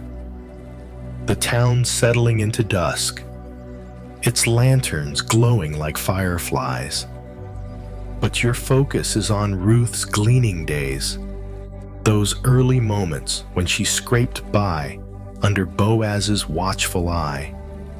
You're here to dig into the deeper meaning of her work, how it ties to ancient laws and God's care for outsiders like her. The fields feel like a quiet stage, and you're standing in their hush, feeling the weight of Ruth's steps echo through time. The strange event is the law of gleaning itself, a biblical quirk that let Ruth survive. God's command in Leviticus was clear.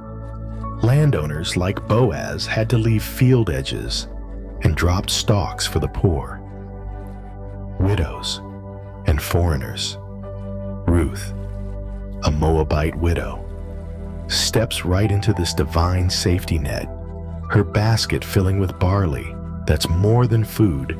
It's proof God's law cradles the outcast. You picture her bending low, her hands quick, while harvesters cast curious glances. It's not just survival, it's a quiet act of faith, like signing a contract with a God she's only beginning to know. You feel the rhythm of her work, the soft crunch of stalks underfoot. Here's the quirky tidbit. Gleaning was less charming farm life and more like scavenging with rules think Black Friday crowds. But for grain scraps, Ruth joining the fray as a foreigner was like gate-crashing a potluck with nothing but grit. Scholars still argue whether her gleaning was pure necessity or a deliberate nod to God's law. Was she just hungry or claiming a place in Israel's covenant? You're sprawled on a grassy patch at the field's edge, twirling a barley stalk, its roughness grazing your fingers, and you're not sure. Picture yourself among the gleaners.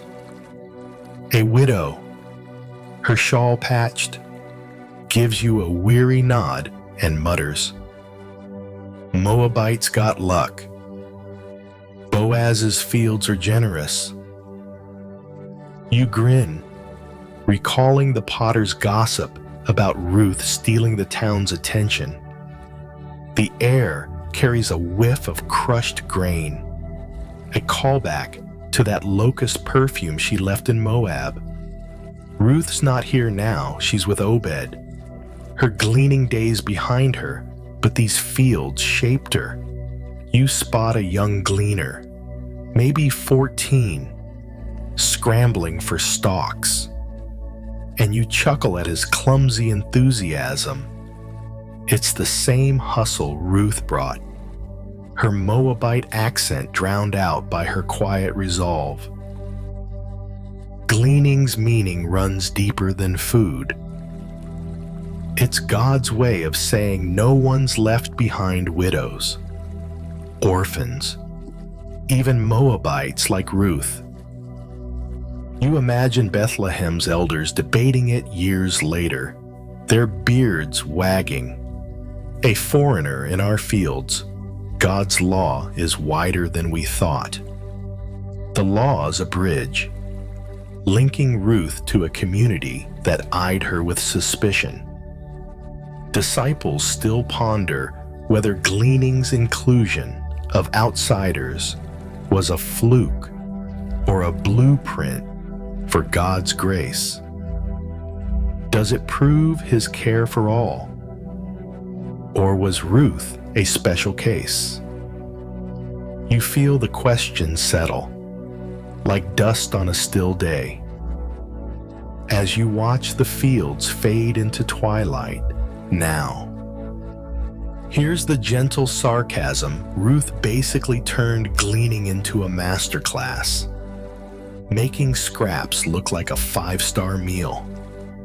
You're tempted to whisper, Ruth, you made scavenging iconic.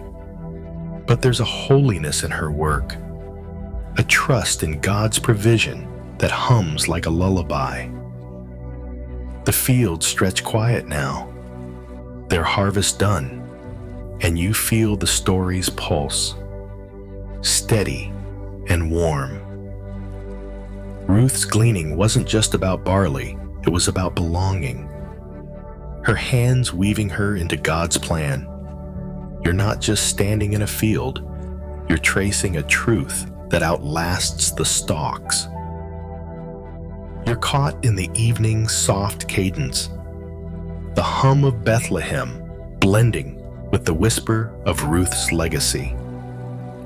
The stars wink overhead, and you're ready for the next step, the story unfolding like a scroll in the gathering dark.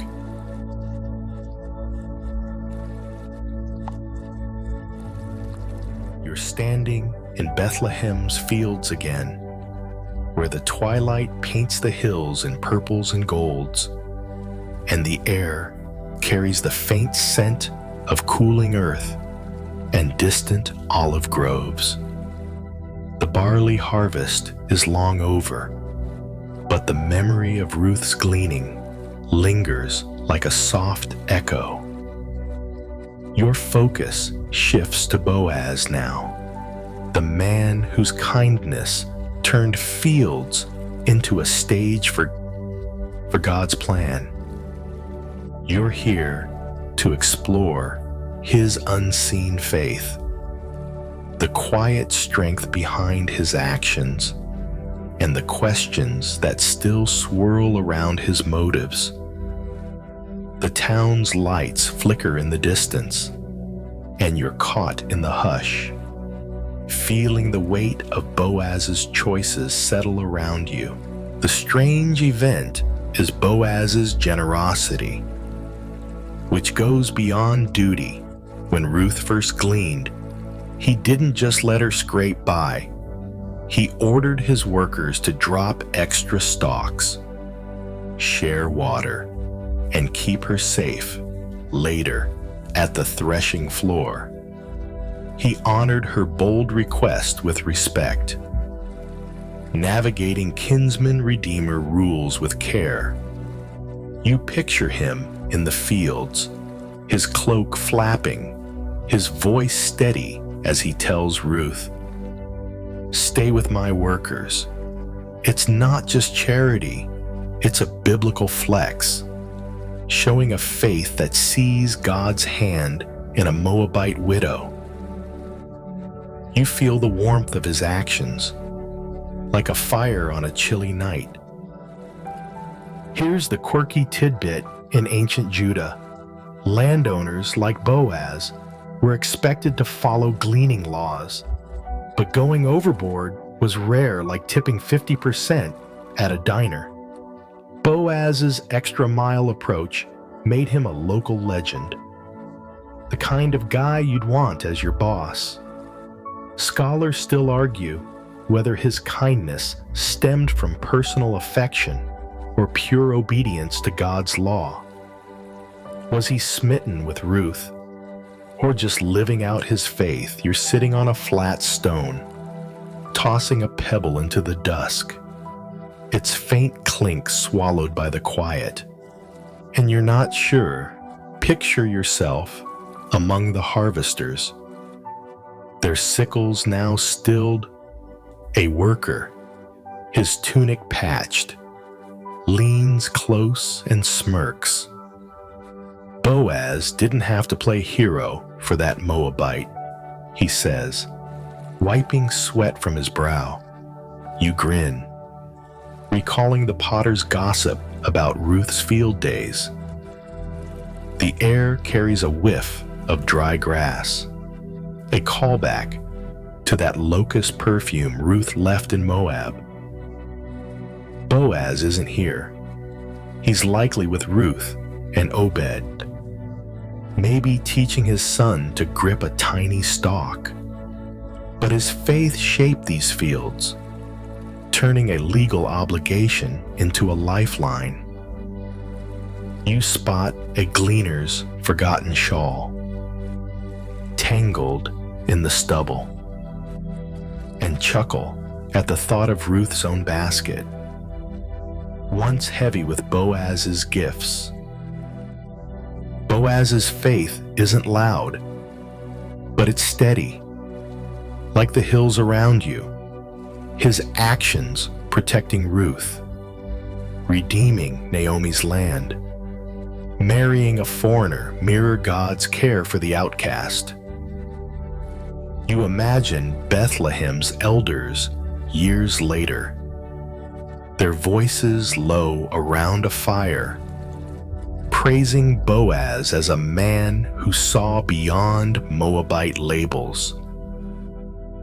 Yet questions linger, the kind that keep disciples debating. Was Boaz's kindness a calculated act to honor tradition? Or did God nudge his heart toward Ruth? You feel the puzzle settle like a stone in a stream as you watch the last light fade from the fields. Now, here's the gentle sarcasm. Boaz is basically the guy who brings gourmet snacks to a potluck, making everyone else's bread look sad. You're tempted to whisper, "Boaz, tone it down. You're setting the bar too high." But there's a holiness in his faith, a quiet trust that feels like a warm cloak. The fields lie silent now, their story told, and you feel the pulse of Boaz's legacy. Soft, but sure. He's not just a landowner, he's a partner in God's plan. His kindness, a thread in Ruth's tapestry. You're not just lingering in a field, you're tracing a faith that outshines the stars. You're caught in the twilight's gentle rhythm, the hum of Bethlehem blending with the whisper of Boaz's choices.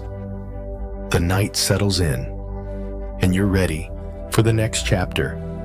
The story unfolding like a scroll, under the emerging stars.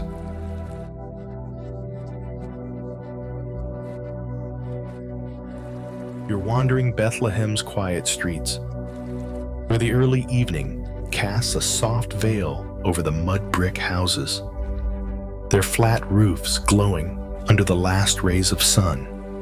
The air hums with the scent of cooling stone and faint myrrh from a nearby hearth. Ruth's story fills the town like a gentle current, her journey from Moabite outsider to Boaz's wife and Obed's mother. You're here to linger on her silent strength, the understated power that shaped Bethlehem's narrative. Without a single shout, the lanes feel like a living memory, and you're walking through them, feeling Ruth's presence in every step. The strange event is Ruth's quiet resilience, a force that carried her through Moab's loss, Bethlehem's stairs, and the threshing floor's gamble.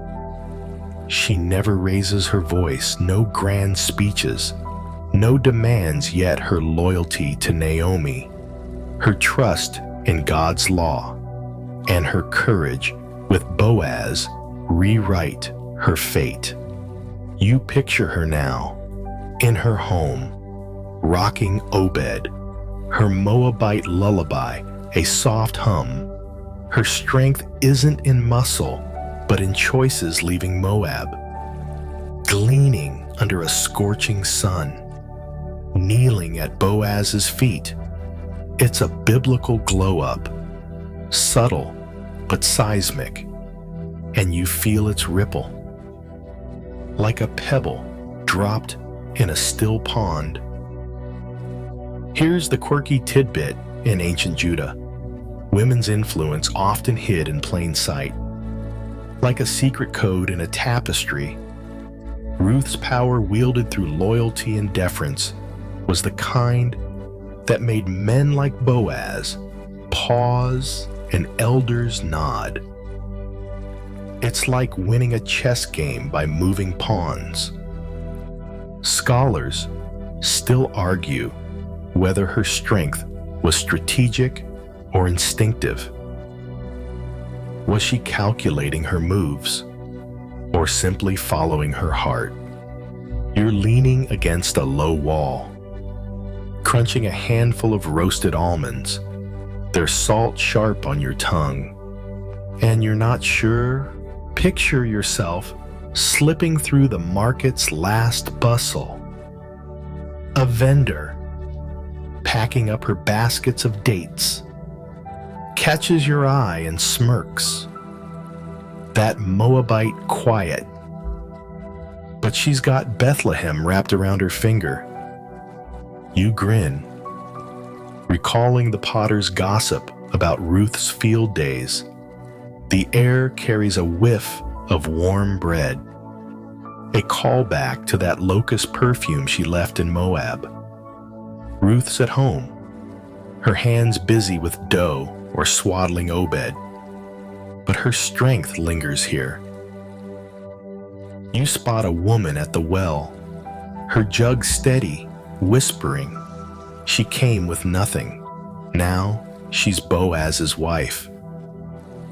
You chuckle, same vibe as those nosy aunts, their gossip now tinged with admiration.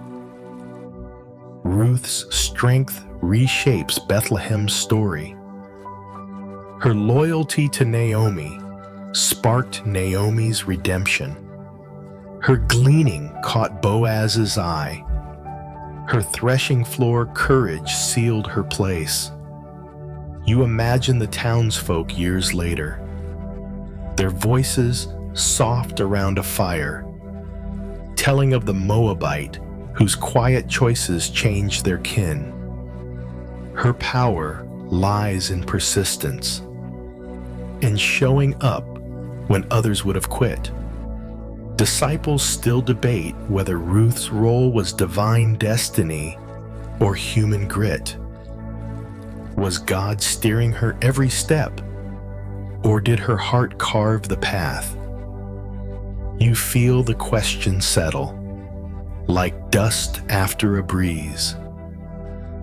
As you watch the town's lanterns flicker to life, now, here's the gentle sarcasm. Ruth's basically the ninja of loyalty, sneaking into history without breaking a sweat. You're tempted to whisper, "Ruth, teach me how to win at life without raising Mause." But there's a holiness in her silence, a strength that doesn't need trumpets. The streets hum with evening life, children laughing, donkeys braying, and you feel the story's pulse, warm and steady. Ruth's not just a mother or wife, she's a quiet force. Her strength, a thread in God's design.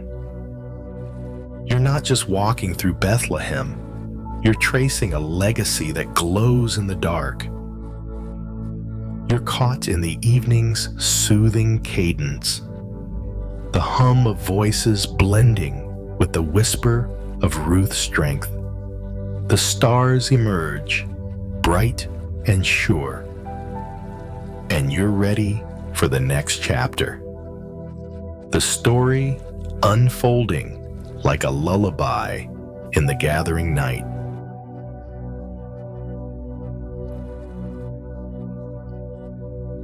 You're back in Bethlehem's cozy lanes, where the night has fully settled, wrapping the town in a blanket of stars and the faint glow of oil lamps.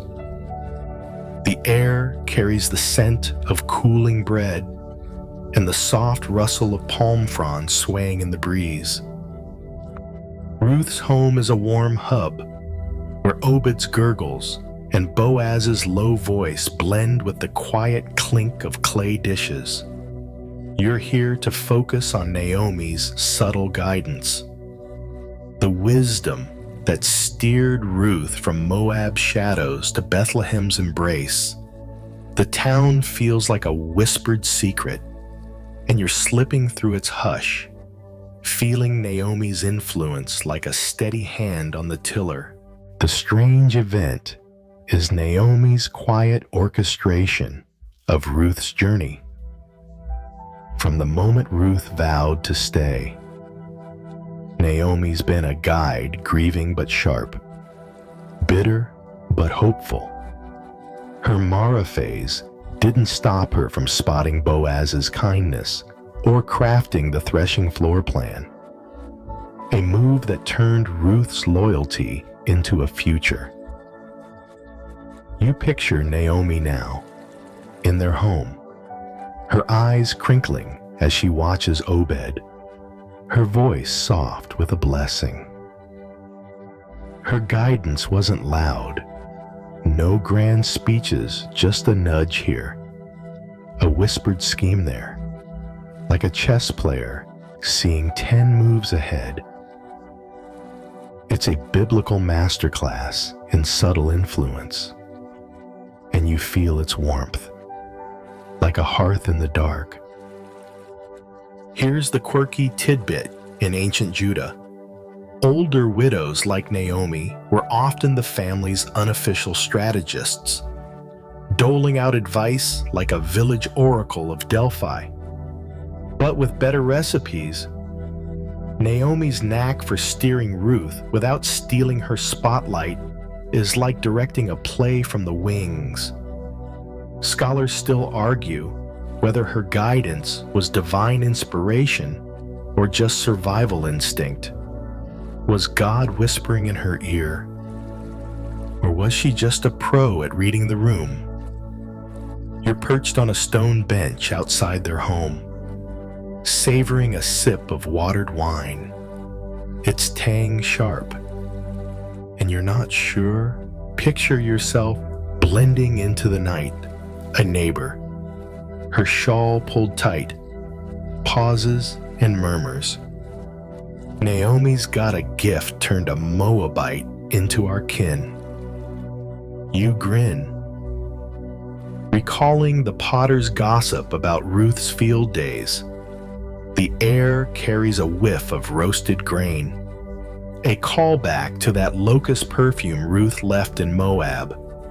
Inside, Naomi's probably teaching Ruth an old Judahite lullaby. Her voice cracked, but warm. You spot a man at the town gate, his staff leaning against a wall, muttering. Naomi's plan worked. Moabite's a mother now.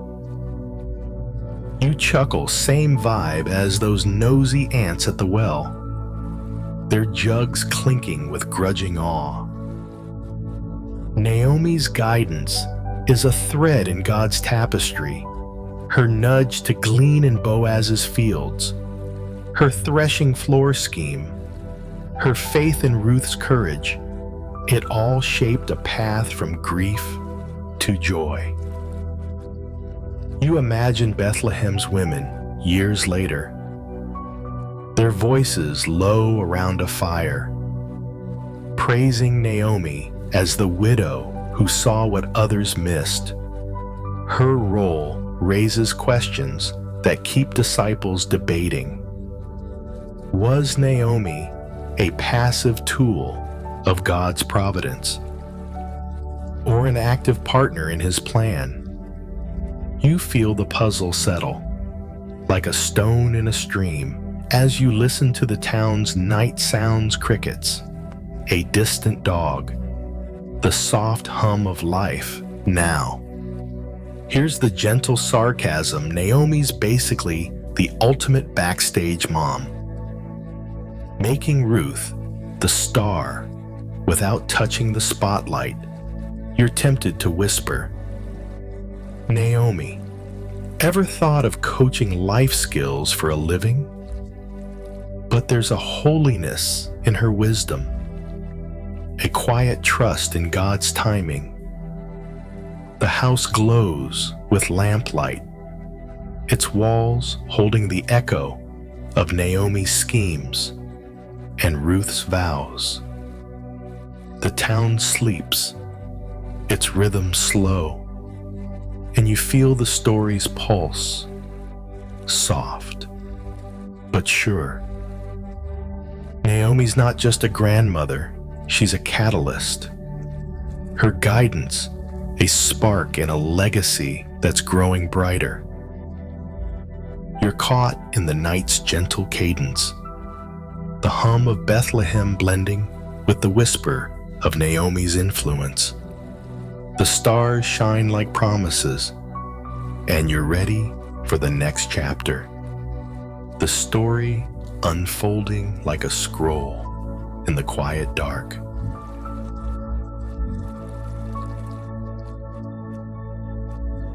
You're back at Bethlehem's threshing floor, where the night sky stretches wide, studded with stars that seem to hum with secrets.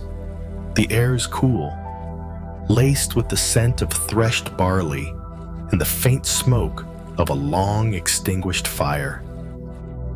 The harvest revelry is a memory now, but you're here to revisit that moonlit moment when Ruth approached Boaz, her courage casting a shadow that lingers.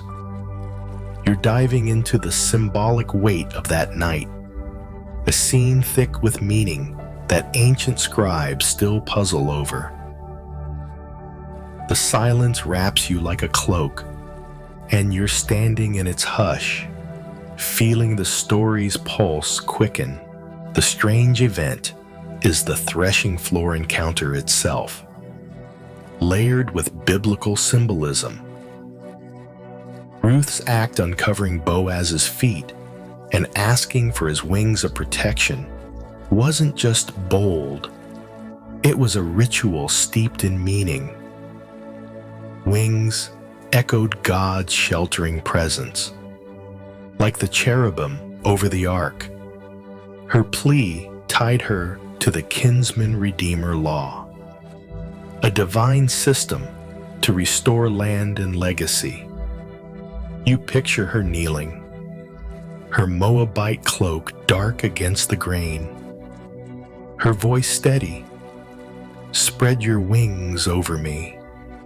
It's a moment that's half proposal, half prayer, and you feel its depth, like a stone sinking into a still pool.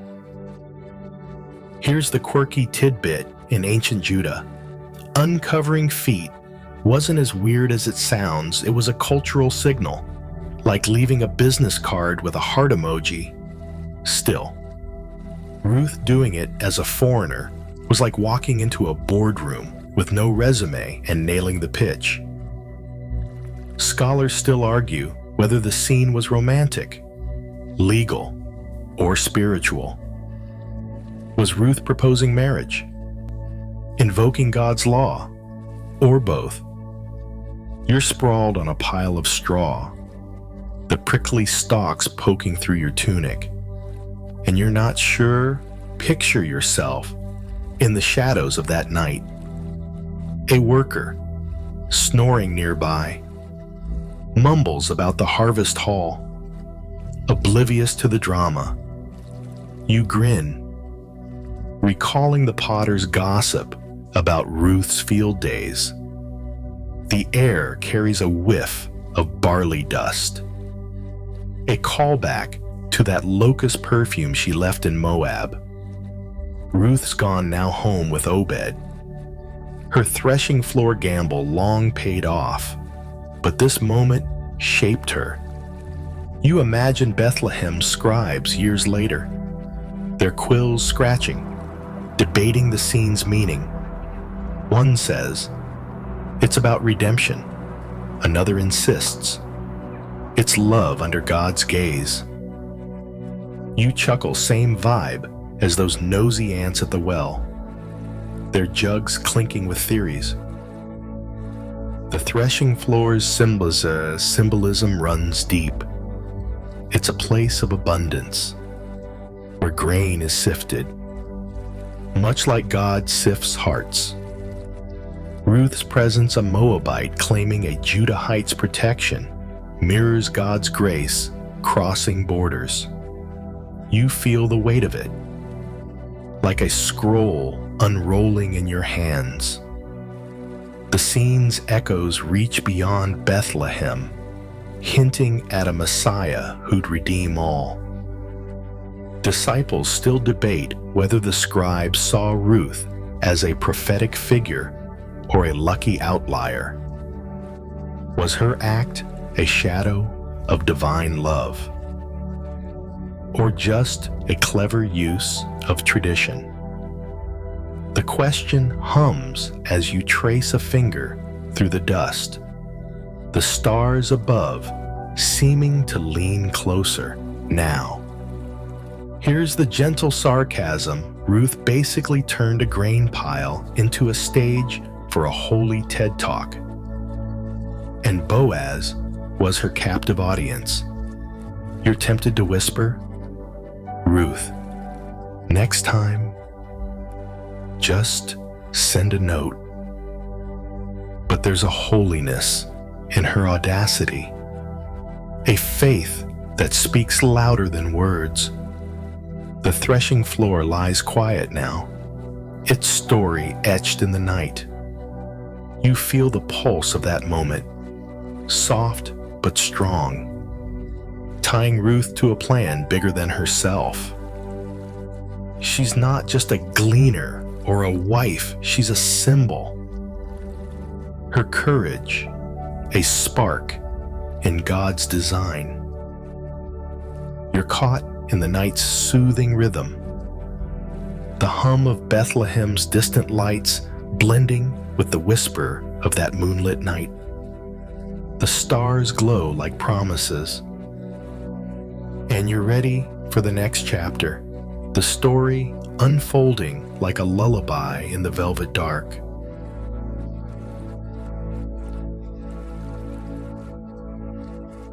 You're strolling through Bethlehem's bustling lanes, where the morning sun bathes the town in a warm, golden glow.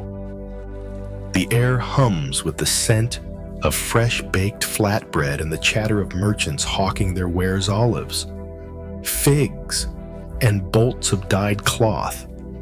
The town's alive. It's people weaving a tapestry of daily life. But your focus is on Ruth, the Moabite, who's no longer an outsider. You're here to feel Bethlehem's welcoming arms. How the community's suspicion has softened into acceptance, embracing Ruth as one of their own. The streets pulse with energy, and you're caught in their rhythm, sensing the shift in the town's heart. The strange event is Bethlehem's transformation toward Ruth. Once a foreign gleaner, eyed with raised brows, she's now Boaz's wife, Obed's mother, and a thread in the town's story. You overhear women at the market, their baskets heavy with grain, speaking of her with warmth. Ruth, the Moabite, she's Naomi's blessing. Men at the town gate, their staffs tapping the dust, nod approval, calling her daughter of Israel. It's a biblical glow-up, not just for Ruth, but for Bethlehem, which learns to see God's hand in a foreigner's faith. You feel the town's embrace, like a shawl, settling over your shoulders. Here's the quirky tidbit in ancient Judah. Community acceptance was like getting a verified badge on a social platform, hard-won and public. Ruth earning it as a Moabite is like a newbie stealing the mic at a karaoke night and nailing the high notes. Scholars still argue whether Bethlehem's shift was genuine or pragmatic. Did they truly welcome Ruth, or just bow to Boaz's influence? You're leaning against a stall, nibbling a juicy pomegranate, its seeds tart on your tongue, and you're not sure.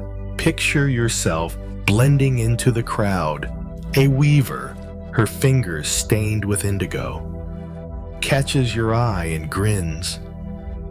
Moabites, one of us now. God's got a funny way. You chuckle, recalling the potter's gossip about Ruth's threshing floor gamble. The air carries a whiff of roasted barley, a callback to that locust perfume she left in Moab. Ruth's likely at home, tending Obed or grinding flour, her Moabite accent now a familiar note in Bethlehem's song.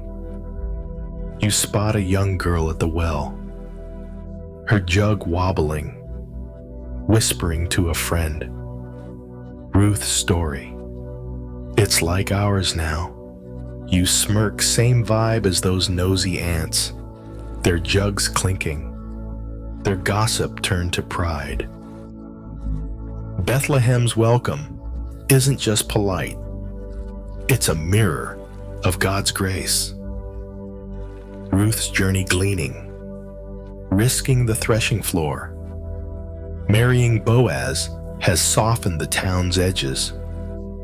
You imagine elders years later, their voices low around a fire, telling of the Moabite who became kin.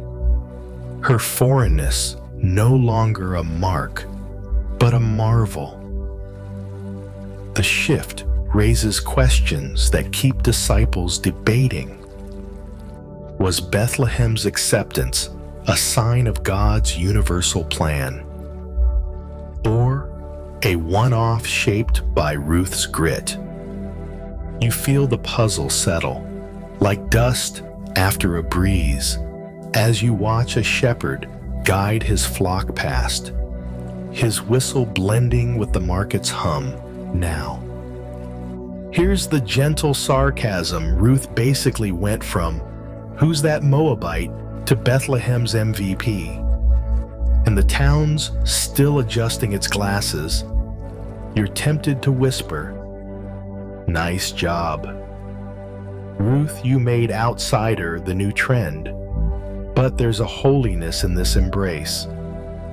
a community learning to see God's image in a foreigner.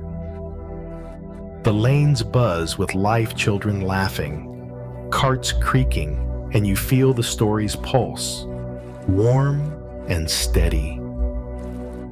Ruth's not just accepted, she's cherished. Her place a spark in God's design. You're not just walking through Bethlehem, you're tracing a truth that glows in the morning light. You're caught in the day's vibrant cadence, the hum of voices blending with the whisper of Ruth's welcome. The hills shimmer under the rising sun, and you're ready for the next chapter. The story unfolding like a scroll in the bright air.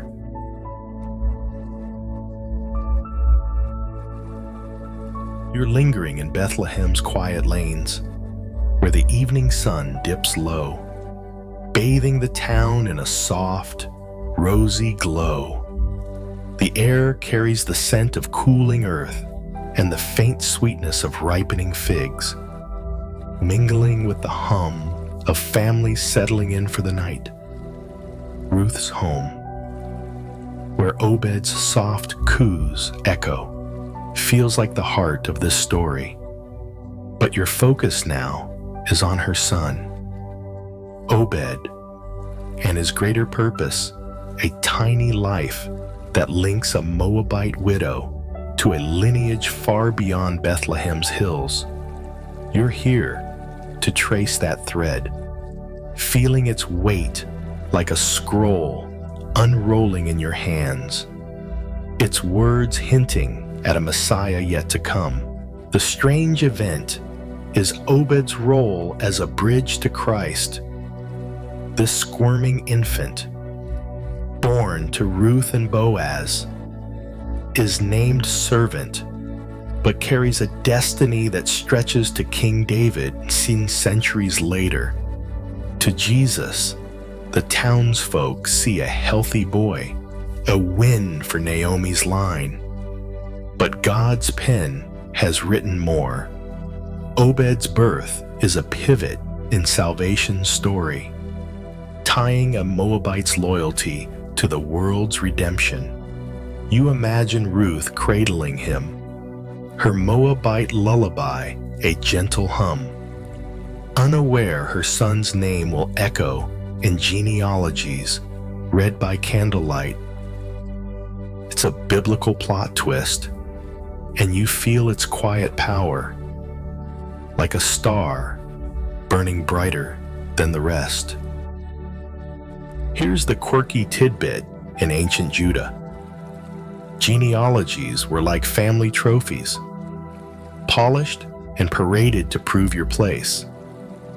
Obed's spot, linking a Moabite to Israel's kings, is like sneaking a wild card into a royal deck. Scholars still argue whether his role was foreseen by Bethlehem's elders or a surprise even to God's plan.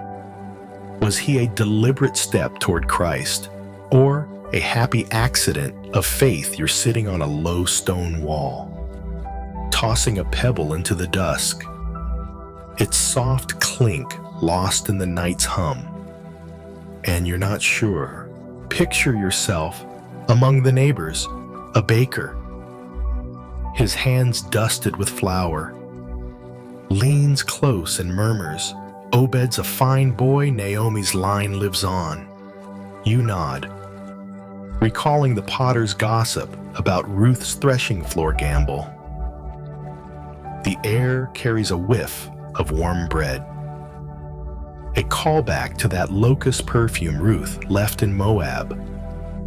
Ruth's at home, maybe weaving a small blanket for Obed, while Boaz tells him stories of the fields. You spot a woman at the town gate, her shawl pulled tight, whispering, "A Moabite son in our history, God's pen is bold." You chuckle, same vibe as those nosy aunts at the well. their jugs clinking with awe. Obed's purpose isn't just local, it's cosmic. His birth weaves Ruth into a lineage that will birth David's Psalms, and later, a Savior's teachings. You imagine scribes centuries later, their quills scratching, tracing Obed's name with reverence, unaware of the Moabite widow behind it. The truth hums, heavy and sweet, like honey on your tongue. Disciples still ponder whether Ruth's inclusion foreshadows God's global grace or marks her as a singular vessel. Was her son's role planned from eternity? Or did her loyalty shape the path you feel the question settle, like dust on a still night? As you watch the town's lanterns flicker, now, here's the gentle sarcasm. Obed's basically the kid who naps through his own starring role in history's biggest sequel. You're tempted to whisper, "Nice job, Obed, sleeping your way to legend status." But there's a holiness in his tiny breaths, a purpose that outshines Bethlehem's hills. The town sleeps, its rhythm slow, and you feel the story's pulse, soft but sure. Obed's not just a baby, he's a link. His life a spark in a lineage that glows toward eternity. You're not just in Bethlehem, you're tracing a promise that burns in the dark. You're caught in the evening's soothing cadence, the hum of Bethlehem blending with the whisper of Obed's destiny. The stars shine like beacons, and you're ready for the next chapter. The story unfolding like a lullaby in the velvet night.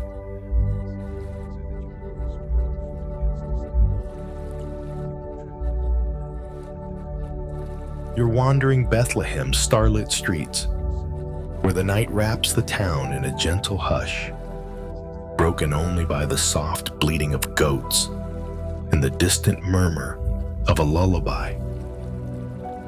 The air carries the scent of cooled stone and faint myrrh from a nearby hearth, grounding you in this ancient place. Ruth's story, her journey from Moab's hills to Boaz's fields, from gleaner to mother, feels like a melody that's reached its final, resonant chord. You're here to linger on her lasting echoes, how her devotion ripples through Bethlehem and beyond, etched in hearts and history. The town feels like a whispered prayer, and you're caught in its cadence, feeling Ruth's legacy glow like embers in the dark. The strange event is the enduring power of Ruth's story, her loyalty to Naomi, her courage at the threshing floor, and her quiet faith have woven her into Bethlehem's soul. You hear it in the market, where women now tell their daughters, "Be like Ruth, steadfast, bold." Men at the gate, their staffs tapping, speak of her as a daughter of Israel, her Moabite roots no longer a stain, but a badge of God's grace. It's a biblical legacy, not carved in stone, but in lives. And you feel its warmth, like a hand resting on your shoulder, guiding you through the night. Here's the quirky tidbit in ancient Judah. Stories were currency, traded like grain, and Ruth's tale became a favorite, told with the same reverence as a patriarch's saga. A Moabite woman outshining local heroes. That's like a rookie stealing the stage at a veterans concert, Scholars still argue whether her story's prominence was due to its uniqueness or its universal appeal. Did her foreignness make her a standout, or was it her heart? You're perched on a low wall, crunching a handful of dried dates, their sweetness lingering. And you're not sure. Picture yourself slipping through the lanes, a shepherd, his cloak dusted with dew, pauses and murmurs. Ruth's name lives on. God's got a soft spot for her. You grin, recalling the potter's gossip about her threshing floor gamble. The air carries a whiff of roasted barley, a callback to that locust perfume she left in Moab. Ruth's likely asleep now, Obed nestled close, while Naomi hums an old tune nearby. You spot a young man at the town's edge, carving a stick, muttering, "Moabite or not, she's ours." You chuckle, same vibe as those nosy ants at the well, their jugs clinking, their whispers now full of pride. Ruth's echoes aren't just local, they're eternal. Her devotion shaped Obed, who'll shape David, whose line will cradle a savior. You imagine generations later, scribes in lamp-lit rooms, their quills tracing her name, marveling at the Moabite who changed the story. Her legacy raises questions that keep disciples debating. Was Ruth's impact a divine design? Or did her choices carve a path God blessed? You feel the puzzle settle, like a sigh in the quiet, as you watch the town's lanterns dim, their light soft against the stars. Now, here's the gentle sarcasm. Ruth basically turned a side hustle in the fields into a starring role in eternity's script. You're tempted to whisper, "Ruth, you made loyalty the ultimate flex," but there's a holiness in her echoes, a faith that hums like a lullaby. Bethlehem sleeps, its rhythm slow, and you feel the story's pulse, warm and steady. Ruth's not just a name, she's a beacon. Her devotion, a light that burns through centuries. You're not just in Bethlehem, you're tracing a truth that sings in the dark, soft but unyielding. You're caught in the night's soothing rhythm, the hum of Bethlehem blending with the whisper of Ruth's legacy. The stars gleam like promises, and you're ready for the final chapter. The story unfolding like a scroll in the velvet night.